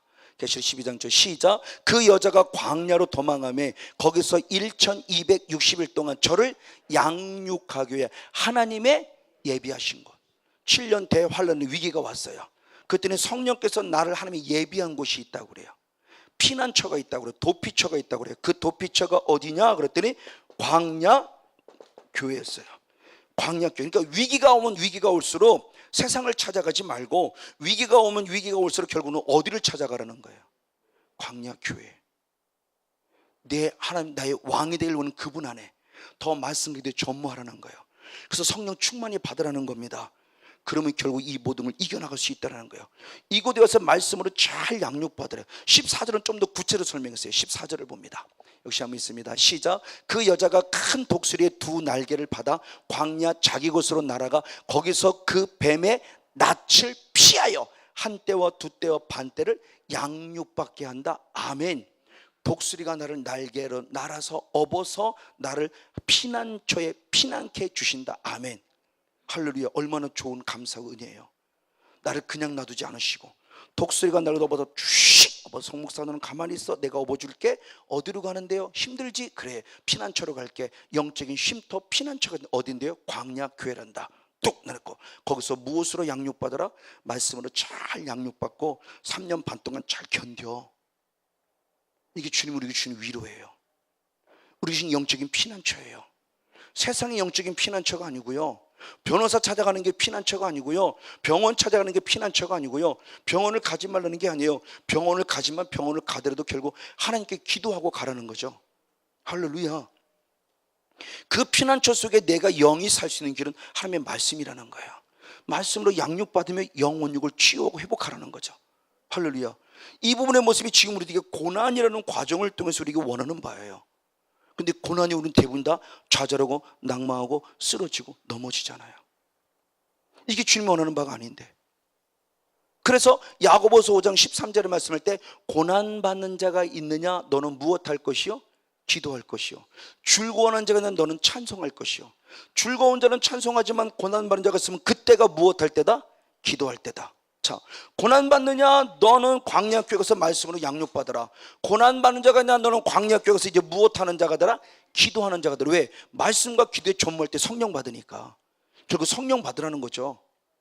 예수님께서도 그렇게 말씀했어요. 마태복음 26장 38절을 봅니다. 마태복음 26장 38절. 자, 예수님이 마지막 겟세마네 동산에서의 기도의 모습이에요. 자, 같이 있습니다. 시작. 이에 말씀하실 때 내 마음이 심히 고민하여 죽게 되었으니 너희는 여기 머물러 나와 함께 깨어 있으라 하시고 아멘. 예수님이 고민이 됐습니까? 안 됐습니까? 예수님도 십자가 사건 때문에 고민됐어요. 예수님도 참 지고 싶지 않은 십자가예요. 이것 때문에 고민됐어요. 근데 혼자 기도하지 못하니까 예수님마저도 중보기도를 요청한 거예요. 얘들아 깨어있어. 나를 위해 무엇 해달라? 기도해달라. 위기가 오면 오히려 기도할 때예요. 위기가 올 때 좌절하고 낙망하죠. 저는 지금 보니까 감사한 거예요. 제가 기도가 안 됐다고 했잖아요. 기도가 안 된다고 했을 때 에이 그래 맞아 그리고 축 하고 퍼진 게 아니고 기도가 안 됐지만 저는 오히려 기도한 거죠. 물론 장시간 기도는 못했고 청도를 중보기도는 못했지만 아버지 나 살고 싶어요. 나 좀 살려주세요. 나 살고 싶어요. 그것도 보니까 결국 하나님의 의지죠. 나 살고 싶다는 기도마저 하게 하신 것마저 감사한 거죠. 그 기도마저 못했다면 정말 큰 문제였을 거예요. 근데 주님이 저를 광야 교회로 피신케 해주셨다고 저는 믿어요. 이 말씀을 적용시켜 보니까 독수리 날개 업어서 성목사 강단 앞에 엎드려. 좋아. 남 중보는 거 둘째 치고 너는 나한테 고난해. 네가 좀 고난받고 있던 거 기도해. 그럼 내가 너 약속한 약속을 기억할게. 내가 내 언약한 거 기억할게. 너를 회복해 줄게. 그래서 살고 싶다라는 말, 이 기도마저 하게 하신 하나님의 은혜다. 그럼 저와 여러분 맞아요. 나의 존재의 모습 육의 존재는 쓰러지고 넘어질 수밖에 없어요. 고난이란 현실 때문에. 예수님도 고민됐던 것처럼 우리도 잠깐 잠깐이나마 고민할 수밖에 없어요. 이 고민이 길어지면 문제지만 잠깐 고민하면 바로 일어나고 우리는 겟세마네 동산에 가야 돼요. 예루살렘 성전을 찾아가야 돼요. 거기서 엎드려 기도해야 돼요. 예수님처럼 기도해야 돼요. 안 되면 그냥 무릎 꿇고라도 있읍시다. 안 된다고 좌절하고 낭망하지 마십시오. 무릎 꿇고라도 있어서 주님 나를 살려주셔도 기도하자라는 겁니다. 왜? 주님은 독수를 업어서 나를 그곳에 옮겨주신다고 했잖아요. 이게 주의 약속 믿으면 주님 지금의 나를 회복할 때군요. 감사합니다. 나를 넘어서 주님 예루살렘으로 옮겨주세요. 그곳에서 말씀으로 양육받겠어요. 그래서 엎드려 기도하겠어요. 왜? 그것이 아버지의 집이잖아요. 그것이 여호와의 보좌잖아요. 그것이 주님의 하나님의 나라의 현장이잖아요. 그것의 말씀과 기도에 전무할 때 성령 부어주셔서 다시 회복해 하시옵소서. 남은 찌꺼기 때문에 주님 제거시켜 주시고, 아직도 나를 괴롭히는 대적이 때문에 박멸시켜 주시고, 완전히 파쇄시켜 주시고, 완전히 끄집어내 주시고, 내 남아있는 이 영적인 찌꺼기도 제거시켜 주셔서 의의 공업으로 견고한 성읍으로 예루살렘 화되어지게 축복해 주시옵소서. 아멘. 이것이 우리 기도할 바이다. 고난 때문에 두려워하지 마세요. 고난 때문에 무서워하지 마세요. 오히려 예수님이 계심에도 불구하고 고난이 없는 것이라 고난은 있어요. 마태복음 8장 22절부터 쭉 사건에 보면은 예수님께서 바다를 건너갈 수 있을 때 제자들과 함께 건너가고 있었어요. 제자들과 건너갔을 때 그때 무엇이 일어나냐? 풍랑이 일었어요. 풍랑이 일었을 때 제자들이 살려고 발버둥을 쳤어요. 그래도 도저히 안 되니까 나중에 누굴 깨우느냐? 예수님을 깨워요. 예수님 도와주시 죽게 됐어요. 그랬어요. 맞아요. 예수님께 도와달라고 기도한 거 잘한 거잖아요. 잘못한 거 아니잖아요. 근데 예수님은 뻘떡 일어나서 말합니다. 이 믿음 없는 자들하고 책망했어요. 놀라운 일이에요.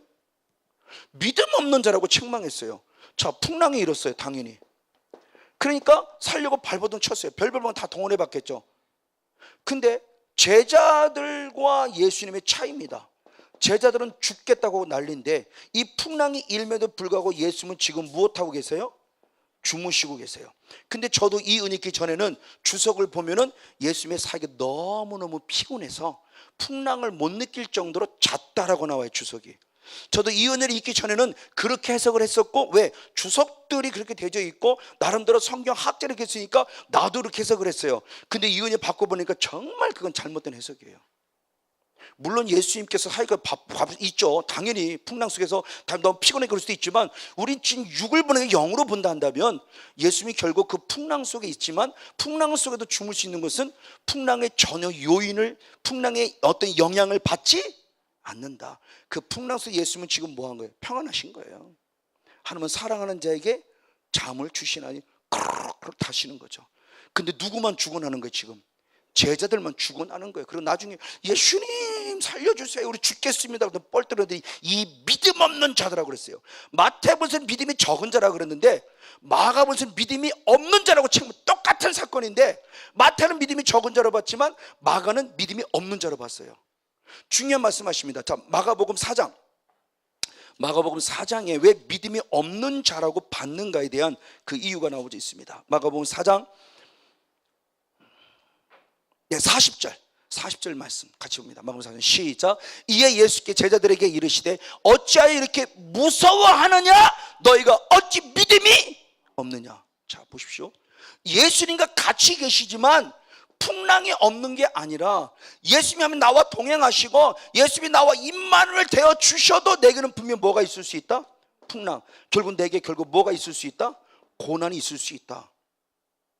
고난이 없는 것이 고난이 있는데, 고난이 예수님이 계심을 통해 고난을 이길 수 있다는 거죠. 할렐루야. 예수님이 없을 때는 고난이 없는 거, 고난이 왔는데 고난 속에서 허우적거리고 죽을 뻔한 거죠. 근데 예수님이 뻘떡 일어나 말합니다. 이 고난 속에서 주무시던 예수님이. 그러니까 예수님을 깨웠다는 것은 예수님 도와달라고 한 거죠. 기도했다는 거 잘못한 거 아니잖아요. 기도한 거 살려달라고 기도한 거 당연한 거 아닙니까? 근데 주님은 뭐라고 말씀하느냐? 믿음이 없다라고 그래요. 왜 믿음이 없느냐? 풍랑을 보고 뭐 했어요? 무서워했어요. 이미 귀신도 쫓아내고 능력을 가지고 있는 제자들이 눈에 안 보는 귀신은 기가 막혀 쫓아내고 병들은 자는 기가 막혀 치료해주면서 막상 풍랑이 오니까 나는 뭐 하는 거예요? 죽겠구나, 그죠?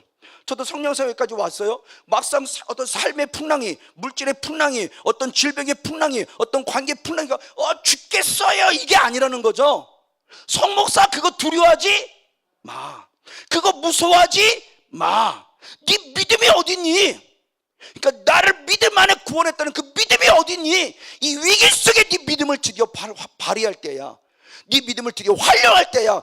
바다야 잠잠해, 사탄아 떠나갈지어다 선포하라는 거죠. 이게 영적 싸움이라는 겁니다. 고난 속에서 도와달라고 기도하지 말라는 것이요, 도와달라고 기도했으면 그 다음에 이제는 명령을 선포해야 되니, 그게 없을 때 주님 말하는 건데, 이 믿음 없는 놈아, 성목사 내가 너한테 그렇게 능력 있는데 아직도 믿음이 없구나 네가. 그러니까 이제는 고난의 모습을 타고난 게, 정말 고난이 잠시도 고민을 그걸 딱 이게 또 뭐지라 하면서도 잠시 고민할 수 있어요, 얼마든지. 근데 고민이 길어지면 안 돼요.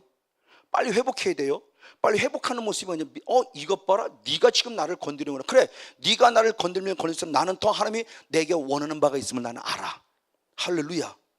우린 그 비전을 보자라는 거예요. 하나님이 너를 곧 정리할 거야. 아멘. 그 내 안에 찌꺼기를 제거할 거야. 아멘. 그래서 나를 예루살렘으로 만들어 주실 거야. 나를 견고한 성으로 만들어 주실 거야. 할렐루야. 믿음을 갖자라는 거예요. 이게 믿음이에요. 무서워하지 마세요. 두려워하지 마세요. 떨지 마세요. 사탄은 무서운 존재, 더러운 존재인데 자꾸를 무섭게 만들어요. 그러니까 풍랑이는 것을 무섭게 만드는 거 지금요. 이 더러운 놈아 나가 그래야 되는데 무서워 그랬다는 그런 거죠. 은맥 기주고 그러면 큰일 나요. 일자 눈썹 앞에 은맥 기주면 안 되고 일어나 싸워야지. 이게 어디 감히 나에게, 하나님의 아들인 나에게, 목사인 나에게, 나 권사야, 나 집사야, 나 성도야. 할렐루야. 하나님의 영적 권세가 있잖아요. 그걸 보고 명령을 선포하자는 겁니다. 맞아요. 아까도 어제도 말씀을 드렸어요. 요한계시록 2장 9절이나 3장 8절 9절의 말씀을 보면은 유일하게 칭찬받는 교회입니다. 한번 요한계시록 2장 9절 한번 보겠습니다. 계시록 2장 9절 시작. 내가 내 환난과 궁핍을 나누니 실상은 내가 부유한 자니라. 자칭 유대인이라 하는 자들의 회방도 안 오니. 실상은 유대인이 아니 누구요? 사단의 외자. 칭찬받는 교회 서문학교회인데, 서문학교회가 지금 너무너무 힘들어요. 큰 환난과 궁핍 안에 있어요. 큰 환난과 궁핍 안에 있는데 실상은 주님께서 누구라고 그래요? 부자라고 그래요. 그러니까 유괴 조건으로 보면 가난하게 없어요. 맨날 찌질하게. 저 사랑교회는 맨날 왜 저렇게 맨날 찌질하게 고난만 당하나 몰라. 뭐 성령 사역한다며. 그러니까 집사람이 아프니까 누가 그런다고 그러더래요. 성령 사역한다며. 뭐 성령 사역 사는 사람은 안 아픕니까? 그러니까 우리 교회가 얼마나 잘못된 고정관념을, 잘못된 가정을 가지고 있냐고요. 그럼 성령 사역한 사도 바울은 왜 아팠어요? 사도 바울은 왜 아팠냐고요. 그나마 사도 바울은 하나님이 고쳐주지도 않았어요. 평생 누가 따라다녔어요? 의사인 누가가. 그 의사가 필요해요. 평생 의사가 누가인 따라다녔어요. 누가는 끝까지 감옥에 따라다녔어요. 왜? 그 병을 하나님이 안 고쳐주니까 누가 필요해요? 누가가 필요하지. 누가 필요하냐고요? 누가가. 그러니까 의사가 따라다닌 거예요. 그러니까 우리 고정관념이 이게 악한 얘기 떠나고 뭔가, 저도 그랬지만 처음에 뭔가 확 달라지고 뭔가 대박 날 줄 알고 그랬다니까요. 붕 떠갖고. 근데 성경을 보니까 그게 아니더라고. 기주고 아니구나, 많은 환난을 당해야 되는구나. 그래야 하나님 나라 합당한 인정받는구나. 그래, 이게 믿음을 지키는 거로. 이제 그때 좀 따라던 것이 이제 조금 고난에 대한 뭐가 이래서 이게 좀 더 잡히는 거예요. 그러고 보니까 서문학교가 칭찬받았는데, 이 서문학교 칭찬받은 모습이 유대인이 와서 지금 괴롭히는 거예요. 유대인. 이 유대인은 누구냐? 자칭이에요. 자칭 유대인인데 결국 자칭 나는 누굴 믿는 사람이라는 거예요? 나는 하나님 믿는 사람이야. 근데 하나님은 하나님 믿는 사람이 아니라 그러고, 너는 누구라고 그래요? 사단의 사단의 물이라는 거예요. 너는 사단의 네 통로야. 이들이 지금 서문학교 성도를 괴롭히는 거예요. 근데 사단이 건들면 건들수록 주님은 오히려 이 교회 서문학교회만을 인정해 줬어요. 할렐루야. 칭찬받았어요. 에베소 교회도 칭찬받지만 책망도 받고 칭찬받을 때는 이 사단의 회라고 말하지 않았어요. 유일하게 칭찬받는 교회는 서문학교회도 빌라델비 똑같아요. 자, 계시록 3장 8절 9절 역시 봅니다. 계시록 3장 8절 9절 역시 봅니다. 시작. 볼지어다 내가 내 앞에 열린 문을 두었으니 능히 닫을 사람이 없으리라. 내가 내 행위를 아느니 내가 적은 능력을 가지고도 내 말을 지키며 내 이름을 배반치 아니했다. 보라, 사단의 회 곧 자칭 유대인을 하나 그렇지 않고 거짓말하는 자 중에서 며칠 내게 주어 저희로 와서 내 발 앞에 절하게 하고 내가 너를 사랑하는 줄 알게 하리라. 아멘. 또 누가 건드렸어요? 똑같이 사단의 회가. 그 사단이 건드렸다는 거죠. 사단이 많이 건들면 건들수록 결국 뭐예요? 하나님의 사랑받는 자녀. 그래서 마지막에는 그들 절하게 해서 내가 하나님이 빌라델비아 교회를 무엇하는 줄? 사랑하는 줄. 그러니까 이놈이 시기하고 질투하는 거죠. 시기하고 하나님이 사랑받는 것을 알고 있으니까 어떻게든 사랑받는 모습, 왜 자꾸 하나님 앞에 사랑받는 내가 왜 이런 거야? 라고 말하면 자꾸 영을 영으로 보지 않고 육으로 봐서 좌절하고 낭만한 사람을 떠나게 만들려고 계속 고난을 갖다 주지만 그 교회는 끝까지 믿음을 지켰고 말씀을 지켰어요. 그럼 능력이 많았냐? 오늘 말하면 사탄아 떠나가도 잠깐 떠났냐? 그런 능력이 별로 없었어요. 성령에 나타난 능력은 많지 않았어요. 그래도 끝까지 믿음 지켰어요. 말씀 뺏기지 않고 지켰어요. 그때는 칭찬받더라. 그러면 역으로 생각하면 사탄의 나를 건들면 건들수록 사탄이 하나님의 나를 사랑하는 줄 안다 모른다 알기 때문에 시기하고 질투해서 건들고 있구나. 힘내십시오. 우리 하나님 앞에 사랑받는 존재입니다. 우리 앞에 사랑받고 있다는 거예요. 하나님 나를 그만큼 인정하고 있다는 겁니다. 그래서 마태복음 4장에도 사탄이 예수님을 시험할 때 시험의 종류를 보는 것이나 왜 시험했냐? 너 하나님의 아들이잖아. 사탄을 시험하면 시험할수록 나는 누구 인정받는 거예요? 하나님의 아들. 누구도 알아요? 사단도 나를 알아요. 그렇죠? 계시록 19장의 말씀에 7절부터 말씀에 보면 그렇게 돼 있잖아요. 놀라운 얘기잖아요. 시계와의 일곱 제사 아들들, 일곱 제사장도 예수를 빙자, 사도 바울이 사용하는 예수를 빙자해서 사탄아 떠나가, 사탄아 떠나가. 그러니까 사탄이 말합니다. 야 이놈아, 내가 예수도 알고 내가 바울도 하는데 너는 누구냐? 너는 누구냐? 그렇죠. 그러니까는 아무 말 못하죠. 그러면서 오히려 반대로 사단의 공격을 당해서 큰 상처를 입어요. 그러니까 사탄이 공격한다는 것은 그만큼 내가 인정받고 있다는 증거예요. 할렐루야. 자신감을 가지십시오. 고난 때문에 좌절하고 낭망하지 마십시오. 잠깐은 고민할 수 있지만 우리는 다시 회복할 수 있습니다. 그 회복을 위해서 주님이 일하고 계시는 거예요. 그 과정들의 모습을 보면서 주님이 놀라운 모습이, 자 이사야 28장을 봅니다. 주님이 어떻게 하셨는가? 이사야 28장. 아이고 이거 빨리인데. 자, 그 전에 이사야 28장, 28장의 모습을 보면서 하나님이 우리를 다루어 가시는 모습을 볼 때 먼저 26절 한번 보겠습니다. 26절 말씀 시작. 이는 그의 하나님이 그에게 적당한 방법으로 보이사 가르치셨습니다. 자, 하나님의 이스라엘 백성을 이렇게 회복해가는 이 과정을 보면서 이 과정을 이끌어 가려고 하나님이 하시는 방법이 있었어요. 그 방법이 적당한 하나님이 하시는 하나님의 방법으로 다루어 가시는 걸 매겨. 근데 그 밑에 말씀에 29절 말씀 역시 봅니다. 29절의 말씀 시작.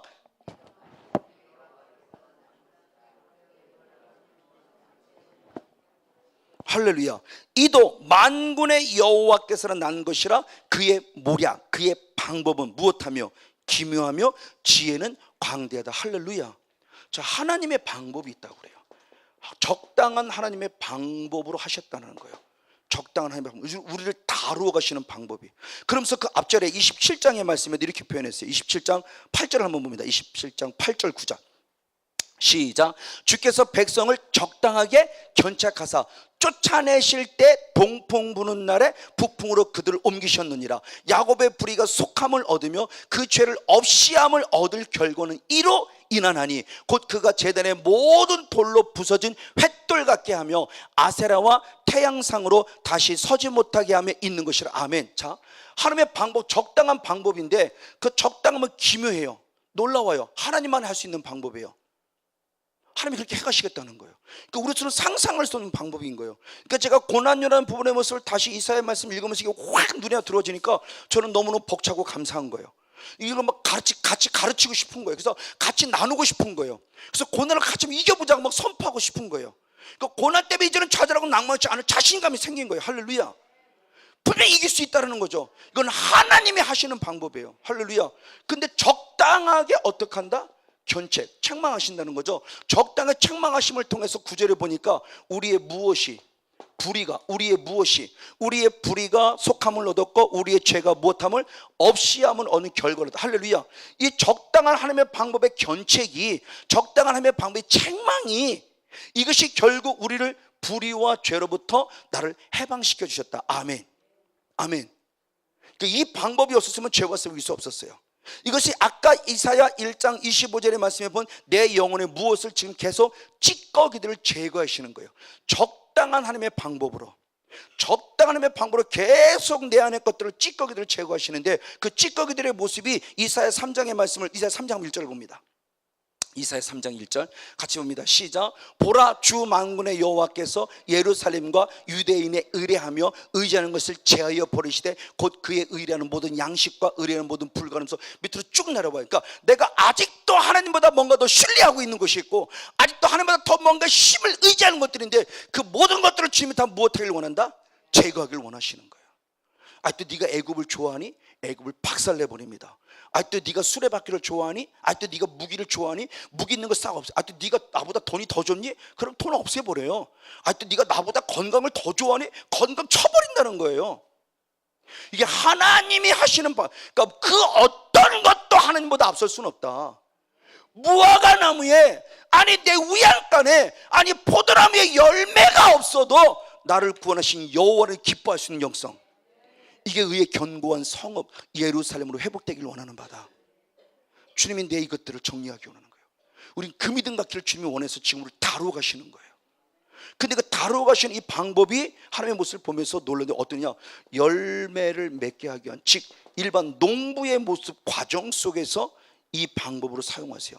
그 방법으로 사용하시는 방법이 마지막 28장 한번 24절로부터 쭉 봅니다. 24절로부터 한번 24절로부터 29절까지 말씀을 28절 쭉 보겠습니다. 24절로부터 파종하려고 가는 자가 어찌 끊이지 아니하고 갈기만 하겠느냐? 그 땅을 개간하면 고르게만 하겠느냐? 아멘. 자, 어떤 열매, 파종, 어떤 것을 얻기를 원하는 사람이 있다면 가장 먼저 것이 뭐냐? 땅을 결국 무엇하라는 거예요? 기경하라는 거죠. 뒤집어 엎어야 돼요. 할렐루야. 자, 씨를 뿌리기 위해서, 어떤 열매를 껴서 가장 먼저 씨를 뿌려야 되는데, 이 씨를 뿌리기 위해서는 이 논을 뒤집어 엎어야 돼요. 왜? 강파고 완악하고 딱딱하니까. 뒤집어 엎어서 어떻게 만들어요? 부드럽게 만들어요. 그 땅을 뒤집어 엎는 순간은 나한테는 고난이죠. 나한테는 고통이에요. 그 다시 말하면 길가밭에 강파고 완악함, 돌짝밭에 수많은 돌들, 가시밭에 수많은 가시들을 다 뽑아내야 결국 뭐로 만드는 거예요? 옥토. 옥토로 만들려면 이 땅이 기경되어야 돼요. 호세아 10장 12절의 말씀이 말씀하시죠. 호세아 10장 12절을 봅니다. 하나님이 어떻게 행하시는가의 모습을 봅니다. 시작. 너희가 자기를 위하여 의를 심고 긍휼을 거두라. 아멘. 이것이 지금이 곧 여호와를 찾을 때니 너희 묵은 땅을 기경하라. 마침내 여호와께서 임하사 의를 빛처럼 너에게 내리시라. 할렐루야. 하나님의 거룩한 은혜의 단비를 내리시기 위해서는 내 묵은 땅을 무엇하라는 거예요? 기경해야 돼요. 지금의 여호와를 찾을 때라는 겁니다. 그 기경할 때는 아픔이죠. 강팍함을 기경하려면 아픔이에요. 그래서 어떻게? 성령께서 그랬어요. 그래서 에스겔서 36장 26절에 이렇게 표현했어요. 에스겔 36장 26절 시작. 또 새 영을 너희 속에 두고 새 마음을 너에게 주되 너희 육신에서 굳은 마음을 제하여 버리고 무엇을? 부드러운 마음을 줄 것이다. 아멘. 부드러운 마음을 줄 때 아까 했던 27절의 말씀에 율법의 요구를 행할 수 있다. 강파고 완악하는 건 못해. 어떻게 율법을 지켜? 왜 우리 율법을 지켜? 율법을 부정적이기 때문에. 이 부드러운 마음이 되니까 그래, 율법을 이루어 드려야지. 우리가 하고 있다고 그랬잖아요. 십계명 다 지키고 있잖아요. 그러니까 율법의 개념을 우리가 지금 잘못 가지고 있다니까, 이게 지금 부정적의식을 가지고 있고. 그 복음이라는 것은 율법을 이미 완성시킨 게 복음이에요. 그러니까 복음 안에 율법이 이미 들어와 있는 거예요. 율법을 파괴시킨 게 아닙니다. 율법을 패버린 게 아니에요. 율법을 더 완전케 하신 것이 복음이에요. 이게 예수님께서 복음을 이미 다 수용한 거예요. 자, 율법을 다 수용한 거예요. 율법이 복음 안에 다 들어가 있는 거예요. 근데 복음과 율법을 완전히 이분법으로 나눠갖고 율법은 나쁜 거, 복음만 좋은 거 이렇게 돼버렸으니까 이게 지금 우리들 속에. 그럼 우리 십계명 지킬 필요 없어요. 부모한테 쇼할 필요도 없고요. 주의를 지킬 필요도 없고요. 우상 숭배해도 돼요. 지금 우상 숭배는 근데 우리 좀 안 되잖아요. 지금요. 3대 4대까지 말하고 있잖아요. 막 우리 십계명 다 지키고 있는데 왜 우리는 십계명을 왜 지키면 안 되는 것처럼. 그러니까 우리 개념이 지금 얼마나 잘못되느냐. 말씀에 대한 오해. 아까 저는 곡해하고 있는 거, 곡해. 자, 어쨌든 바로 보면서 땅을 기경하는 거예요. 땅을 기경해서 내 심령을 주님께서 무엇으로 만들기 원한다? 부드럽게 만들기 원한다. 아멘. 부드럽게 만들어져야 그 다음에 뭐를 뿌릴 수 있는 거예요? 씨를 뿌리죠. 자, 그 다음 봅니다. 아까 다시 한번 보면서 이사야 28장 들어와서 25절로부터. 자, 그 기경했습니다. 시작. 지면을 이미 평평히 하였으면 아멘. 소외양을 뿌리며 대외양을 뿌리며 소맥을 줄줄이 심으며 대맥을 정한 것에 심으며 귀리를 그가에 심지 않겠느냐. 아멘. 이제 땅을 갈았으면 뭐를 뿌려요? 씨를 뿌리는 거죠. 이 씨는 결국 우리에게 뭐예요? 하나님의 말씀이죠. 아까 말했던 네 가지 밭에 하나님의 나라를 비울 때 네 가지 밭 때 씨가 하나님의 말씀이랬어요. 이게 말씀의 씨앗이 뿌려져야 돼요. 그러면 이사야서를 중심으로 봤으니까 이사야서의 말씀을 보면 아까부터 1장의 말씀을 보면서 7장의 말씀에 9장의 말씀에 11장의 말씀에 계속 소망의 메시지를 줍니다. 그들을 책망할 것을 얘기하면 소망의 메시지를 해요. 그러면 7장의 말씀에 7장 14절의 말씀에 보니까 임마누엘이라는 예수를 얘기해요. 그리고 9장의 말씀에 한 아기를 얘기해요. 한 아기. 그러면서 11장 말씀에 11장 1절로부터 5절까지가 10절 말씀에 보면은 이새의 뿌리라고 말하면서 정확하게 더 가면 갈수록 구체적으로 누구를 얘기하냐? 메시아. 소망의 메시지를 계속 주는 거예요. 책망할 것을 얘기하면서도 순간 7장에 너희에게 내가 널 구원할 임마누엘을 보내줄 거야. 또 책망을 얘기하면서 9절에서도 한 아기를 너에게 보내줄 거야. 그 아기가 왕이야. 그 아버지가 바로 아버지란다. 그 아이가 바로 하나님이란다. 그러면서 11장의 말씀에 또 들어와서 그 중에서 나오는데 이새의 줄기에서 나올 거야. 다윗의 줄기에서 나올 거야. 계속 주님의 소망의 메시지를 줘요. 즉 우리를 하나님 통해서 하나님의 나라를 이루시려고 해서는 단순히 책망하는 소리만이 아니라 책망의 소리를 주실 뿐만 아니라 우리의 모습을 끄집어내서 부드러운 심령을 만들어서 결국 우리에게 무엇을? 소망의 메시지를 줍니다. 할렐루야. 부정적으로 들려주는 안 좋은 소리를 들어도 우리는 긍정의 언어로 바꿔서 들을 수 있고, 그렇죠? 이제 고난을 부정적 의식으로 보지 말고 아, 고난에게 유익이구나. 아, 고난을 통해 나를 주님 유익 주시려고 하네. 소망의 메시지를 바꾸는 거예요. 이 믿음의 씨앗이 계속 내 안에 뿌리를 박아야 돼요. 이 씨앗이 박아야 돼요. 근데 길가밭은 말씀 자체를 뺏기는 거고, 돌짝밭은 말씀 때문에 은혜를 받았으나 돌 때문에 뿌리가 깊지 못하여 다시 말씀 때문에 시험 받는다 그러고, 가시밭은 뭐예요? 우리의 일락, 재정적인 부분, 이 모든 연애, 세상으로 살아가는 이 세상 속 세속한 것 때문에 결국 가시의 모습을 역시 하나님이 주시는 원하는 옥토가 되지 못해 열매를 맺지 못하는 그런 안타까움. 내 안에 또 많아요. 이 강파감도 있고요. 이 말씀 때문에 은혜 받는 것 같지만 말씀 때문에 시험까지 시험 받게 하는 게 있고요. 그리고 아직도 세상에서 세속화로 나가는 이런 것들을 다 주님이 정리하기를 원하는, 이 찌꺼기들이 정리돼야 돼요. 이 혼합물이 정리가 돼야 돼요. 그래야 옥토가 돼서 30배, 60배, 100배 열매를 맺는다. 아멘. 자, 이것이 되져서 말씀의 씨앗을 통한 소망의 메시지, 결국 하나님이 주신 레마죠. 각자에게 주어진, 저에게 주어진 레마는 무엇이고 여러분에게 주어진 레마는 무엇입니까? 무엇이 소망의 메시지로 붙잡히고 있습니까? 무엇을 소망의 메시지로 레마로 받아서 힘을 내고 있습니까? 아버지의 말씀 때문에 용기를 얻고 힘을 얻는 말씀, 생명되는 말씀이 어떤 레마의 말씀입니까? 각자에게 주어진 건 다를 수 있지만 저는 이 고난의 모습을 보면서 이걸 여러분에게 제가 받은 함께 나누기를 원하는 거예요. 맞아, 이거구나. 그럼 저도 그 전에 이사야 말씀 읽는데 그때는 이게 안 보인 거죠. 통으로 보려고 하면서 보니까 이게 어느 순간 딱 보이는 거. 1장에 보면서 20절 딱 이게 딱 보이는 거. 이거네? 아, 주님의 의도가 이런 의도였구나 딱 보이니까 저는 얼마나 감사한지 몰라요. 할렐루야. 그러니까 이사야가 다시 좀 더 새롭게 보이는 거. 이제는요, 주님께서 우리에게 주시고자 원하는 부분, 이게 하나님의 거룩한 방법이에요. 그럼 이 방법을 통해서 결국 세 번째가 뭐냐면 열매를 얻는데, 그냥 열매를 쉽게 얻지 않아요. 주님은 진짜 열매를 찾는 방법인데 어떻게 찾느냐? 자, 27절 말씀. 다시 28절에서 26절, 27절 보겠습니다. 20절 아까 하나님의 방법을 얘기했고 27절을 봅니다. 네, 시작. 소외양은 도리깨로 떨지 아니하며 대외양은 수레바퀴를 굴리지 아니하고, 소외양은 작대기로 털고 대외양은 막대기로 턴다. 즉 하나님이 이제 열매, 그 소외양을 들어 대외양을 통해서 열매들을 얻을 때 이 열매를 탈곡한다고 그러는 거죠. 탈곡 쉽게 이해하면 탈곡이에요.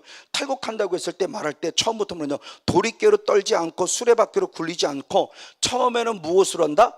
작대기로 한다. 그리고 두 번째는 뭐로 한다? 막대기로 한다. 그렇죠? 내가 시편 23편 4절 말씀에 내가 사망의 음침한 골짜로 다닐지라도 해를 두려워하지 않을 것은 주의 지팡이와 막대가 나를 할례하시다. 그 지팡이와 막대가 지금 탈곡하는 부분 속에 필요한 부분만큼 칠 수밖에 없어요. 조금 조심조심 치는 거죠. 탁탁 쳐서 거기서부터 수 없는 열매들을 지금 걷어내는 거예요. 그 열매를 얻는 게 그냥 얻었다고 얻어지는 게 아니고 그걸 다 걷어와서 탈곡해야 되잖아요. 그 탈곡할 때 어떤 때는 작대기를 사용, 어떤 때는 막대를 사용한다는 거예요. 근데 칼국과 막대기로만 끝나냐? 아니에요. 분명히 도리깨로 사용하고 수레바퀴로 사용하지 않는다고 했는데 그 다음에 무엇을 보니까 28절을 봅니다. 28절의 말씀 시작. 곡식은 부수는가? 아니라 늘 떨기만 하지 아니하고 그것에 수레바퀴를 굴리고 그것에 말굽으로 밟게 할지라도 부수지는 그래요. 열매를 얻긴 하는데 이 열매를 찾는 방법이 내게 고난이라는 겁니다. 그러니까 열매를 보고 날았는데 그 열매가 쉽지 않다라는 거예요. 작대기를 사용할 때도 있고 막대기를 사용할 때도 있고 부수지는 않지만 앞절에서는 수레바퀴를 사용하지 않는다고 했지만 또 다른 모습을 하나님이 원하시는 부분이 안 들었을 때는 결국 주님은 막대기뿐만이 아니라 뭐를 사용한다? 수레바퀴를 사용하고 더 안 돼서 또 뭐를 사용한다? 말 발굽을 사용한다. 아멘. 그러나 부수지는 않는다.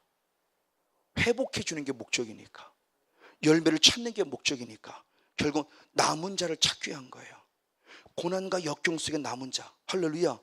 이 부분의 모습이에요. 그 여러분들은 끝까지 때로는 작대기로, 때로는 막대기로, 때로는 수레바퀴로, 때로는 말발굽, 우리 주님이 죽이려고 하는 거 아닙니다. 나를 살리려고 살살 다뤄가고 계세요. 적당한 견책으로. 죽는다고 소리하지 마세요. 하나님 감사합니다. 이길 수 있습니다. 주님 피할 길 주십니다. 견딜 수 있게 주십니다. 그래야 좋은 열매 나온다는 거예요.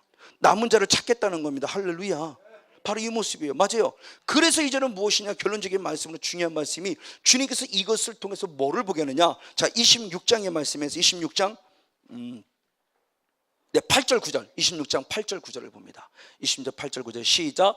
여호와여 주의 심판하시는 길에서 우리가 주를 기다렸사오며 아멘. 주의 이름 곧 주의 기념 이름을 우리 영원히 사모하나이다. 밤에 내 영혼이 주를 사모하였사온즉 내 중심이 주를 간절히 구하오리니 이는 주께서 땅에서 심판하시는 때에 세계의 거민이 뭐를 배웁니다?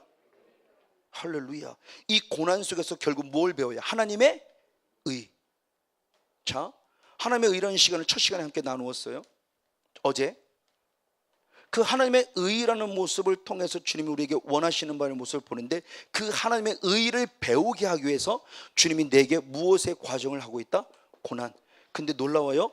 이사야 선지자는 말합니다. 나는 오히려 이 심판을 무엇하고 있다? 기다린다. 아까 얘기했던 하박국도 똑같아요. 나는 고난을 기다리고 있나이다. 그러니까 우리가 생각하고 달라요. 고난이 우리는 없었으면 좋겠는데, 그렇죠? 근데 영의 비밀을 알고 있는 이사야는 아니에요. 나는 이 심판을 기다립니다. 나는 이 심판을, 왜? 이 심판을 통해서 무엇을 배웁니다? 하나님의 의를 배웁니다. 이사야 선지자와 호세아 선지자와 미가서가 동시대 사람이죠. 그러니까 같은 내용들이 많이 나와요. 자, 미가서 7장 9절을 봅니다. 시작. 내가 여호와께 범죄하였으니 주께서 나를 위하여 심판하사 아멘. 신원하시기까지는 그의 노를 당하려니와 할렐루야. 주께서 나를 인도하사 광명에 이르게 하시리니 내가 그의 무엇을 본다? 확실합니다. 그렇죠? 심판을 단순히 심판을 보지 않아요. 나를 위한 주님의 심판으로 봐요. 나를 살리기 위한 주님의 심판으로 봐요. 그래서 주님의 의가 있어요. 그래서 미가 선지자는 이 고난을 당할 때 어떻게 말하느냐? 자, 미가서 6장 9절 미가서 6장 9절 여호와께서 성읍을 향하여 외쳐 부르시나니 완전한 지혜는 주의 이름을 경외함이라. 너희는 매를 순히 맞고 그것을 정하신 자를 무엇하라? 매를 어떻게 맞아라? 그냥 받아라요. 왜? 라고 따지지 말고 알겠습니다. 내 죄 때문이군요. 용서해 주세요. 죄를 달게 받으시라는 거죠. 반면에 내 죄 때문도 아님에도 불구하고 똑같구나. 그럼 아까 베드로전서 2장 19절의 말씀에 애매히 고난을 받아도 누구를 생각하라? 하나님을 생각하고 이기면. 할렐루야. 그러니까 이랬을 때 왜 이런 일이? 라고 하지 말고 저는 이 은혜를 몰랐을 때는 하나님 내가 뭘 잘못해 그랬었으니까요. 내가 뭘 잘못했습니까? 순 내 의였으면서 하나님의 의가 아니고 내가 뭘 잘못했어요? 나는 아들도 모르고 자녀도 모르고 집도 모르고 아내도 모르고 오직 하나님밖에 몰랐고 오직 교회밖에 몰랐고 성도밖에 몰랐는데 내가 뭘 잘못했어요? 라고 저도 잠깐이나마 그랬었으니까. 이것이 우리들의 모습인데 그러지 말라는 거죠. 매를 어떻게 받아라? 순히 받아라. 내게 오는 뜻이 있구나 하고 오히려 감사함으로 받아라. 내게 유익된 기회라고 감사함으로 받아라. 할렐루야. 이것이 우리들이 주어지는 모습이에요. 왜? 이 속에 하나님의 뭐가 있어요? 의가 숨어 있어요. 하나님의 나를 향한 거룩한 의가 숨어 있어요. 우린 그 뜻을 발견하기를 원합니다. 그 뜻을 찾아가기 원합니다. 그래서 멋지게 하나님의 역사 가운데서 은혜를 받고 능력 안에 굳건히 서기를 원합니다. 그래서 귀한 열매를 찾아내기 원합니다. 하나님은 탈곡 속에 있지만 탈곡 속에 하나님이 원하시는 거룩한 열매가 더 풍성을 축복합니다. 지금 시간 있다고 빨리만 끝나라고 지금 난리가 나서 맞습니다. 자, 다시 한번 고난을 정리합니다. 하나님의 구원은, 믿음 안에서 구원은 그냥 순탄한 곳에서의 구원이 아닙니다. 힘들고 어려운 역경에서의 구원입니다. 애굽에서의 구원입니다. 바벨론에서의 구원입니다. 폭풍 속에서의 구원입니다. 이때 우리 믿음이 필요합니다. 이 부분의 모습을 주님께서 이루어 가시려고 다뤄가기 위해서 여러 가지 많은 방법들이 있는데 하나님의 방법이 있었어요. 그것이 고난이라는 방법이었어요. 그 고난의 방법은 내게 어떤 것을 갖다 주느냐는 겁니다. 주님이 원하는 의도가 있었어요. 나를 회복하기 위함이에요. 회복하기 위해서 가장 먼저 대적들을 멸해 주셨어요. 그리고 내 안에 찌꺼기들을 정리하기를 원하셨어요. 그래서 진정한 예루살렘이 되기를 원했어요. 예루살렘은 하나님을 나의 왕으로 삼는 것, 여호와의 보좌입니다. 말씀이 있는 집입니다. 기도하는 집입니다. 성령의 생수가 샘솟는 것입니다. 할렐루야. 이 예루살렘으로 만들어간 주님의 원하시는 뜻이 있었다는 거죠. 그 뜻의 모습을 하나님의 방법 안에 보니까 결국 구원의 확신, 사후관리가 잘 되어야 된다는 것이죠. 그래서 믿음의 성문이 더 강력하게 구원의 확신 속에 서야 되고 날마다 감사와 찬송과 영광이 있어야 돼요.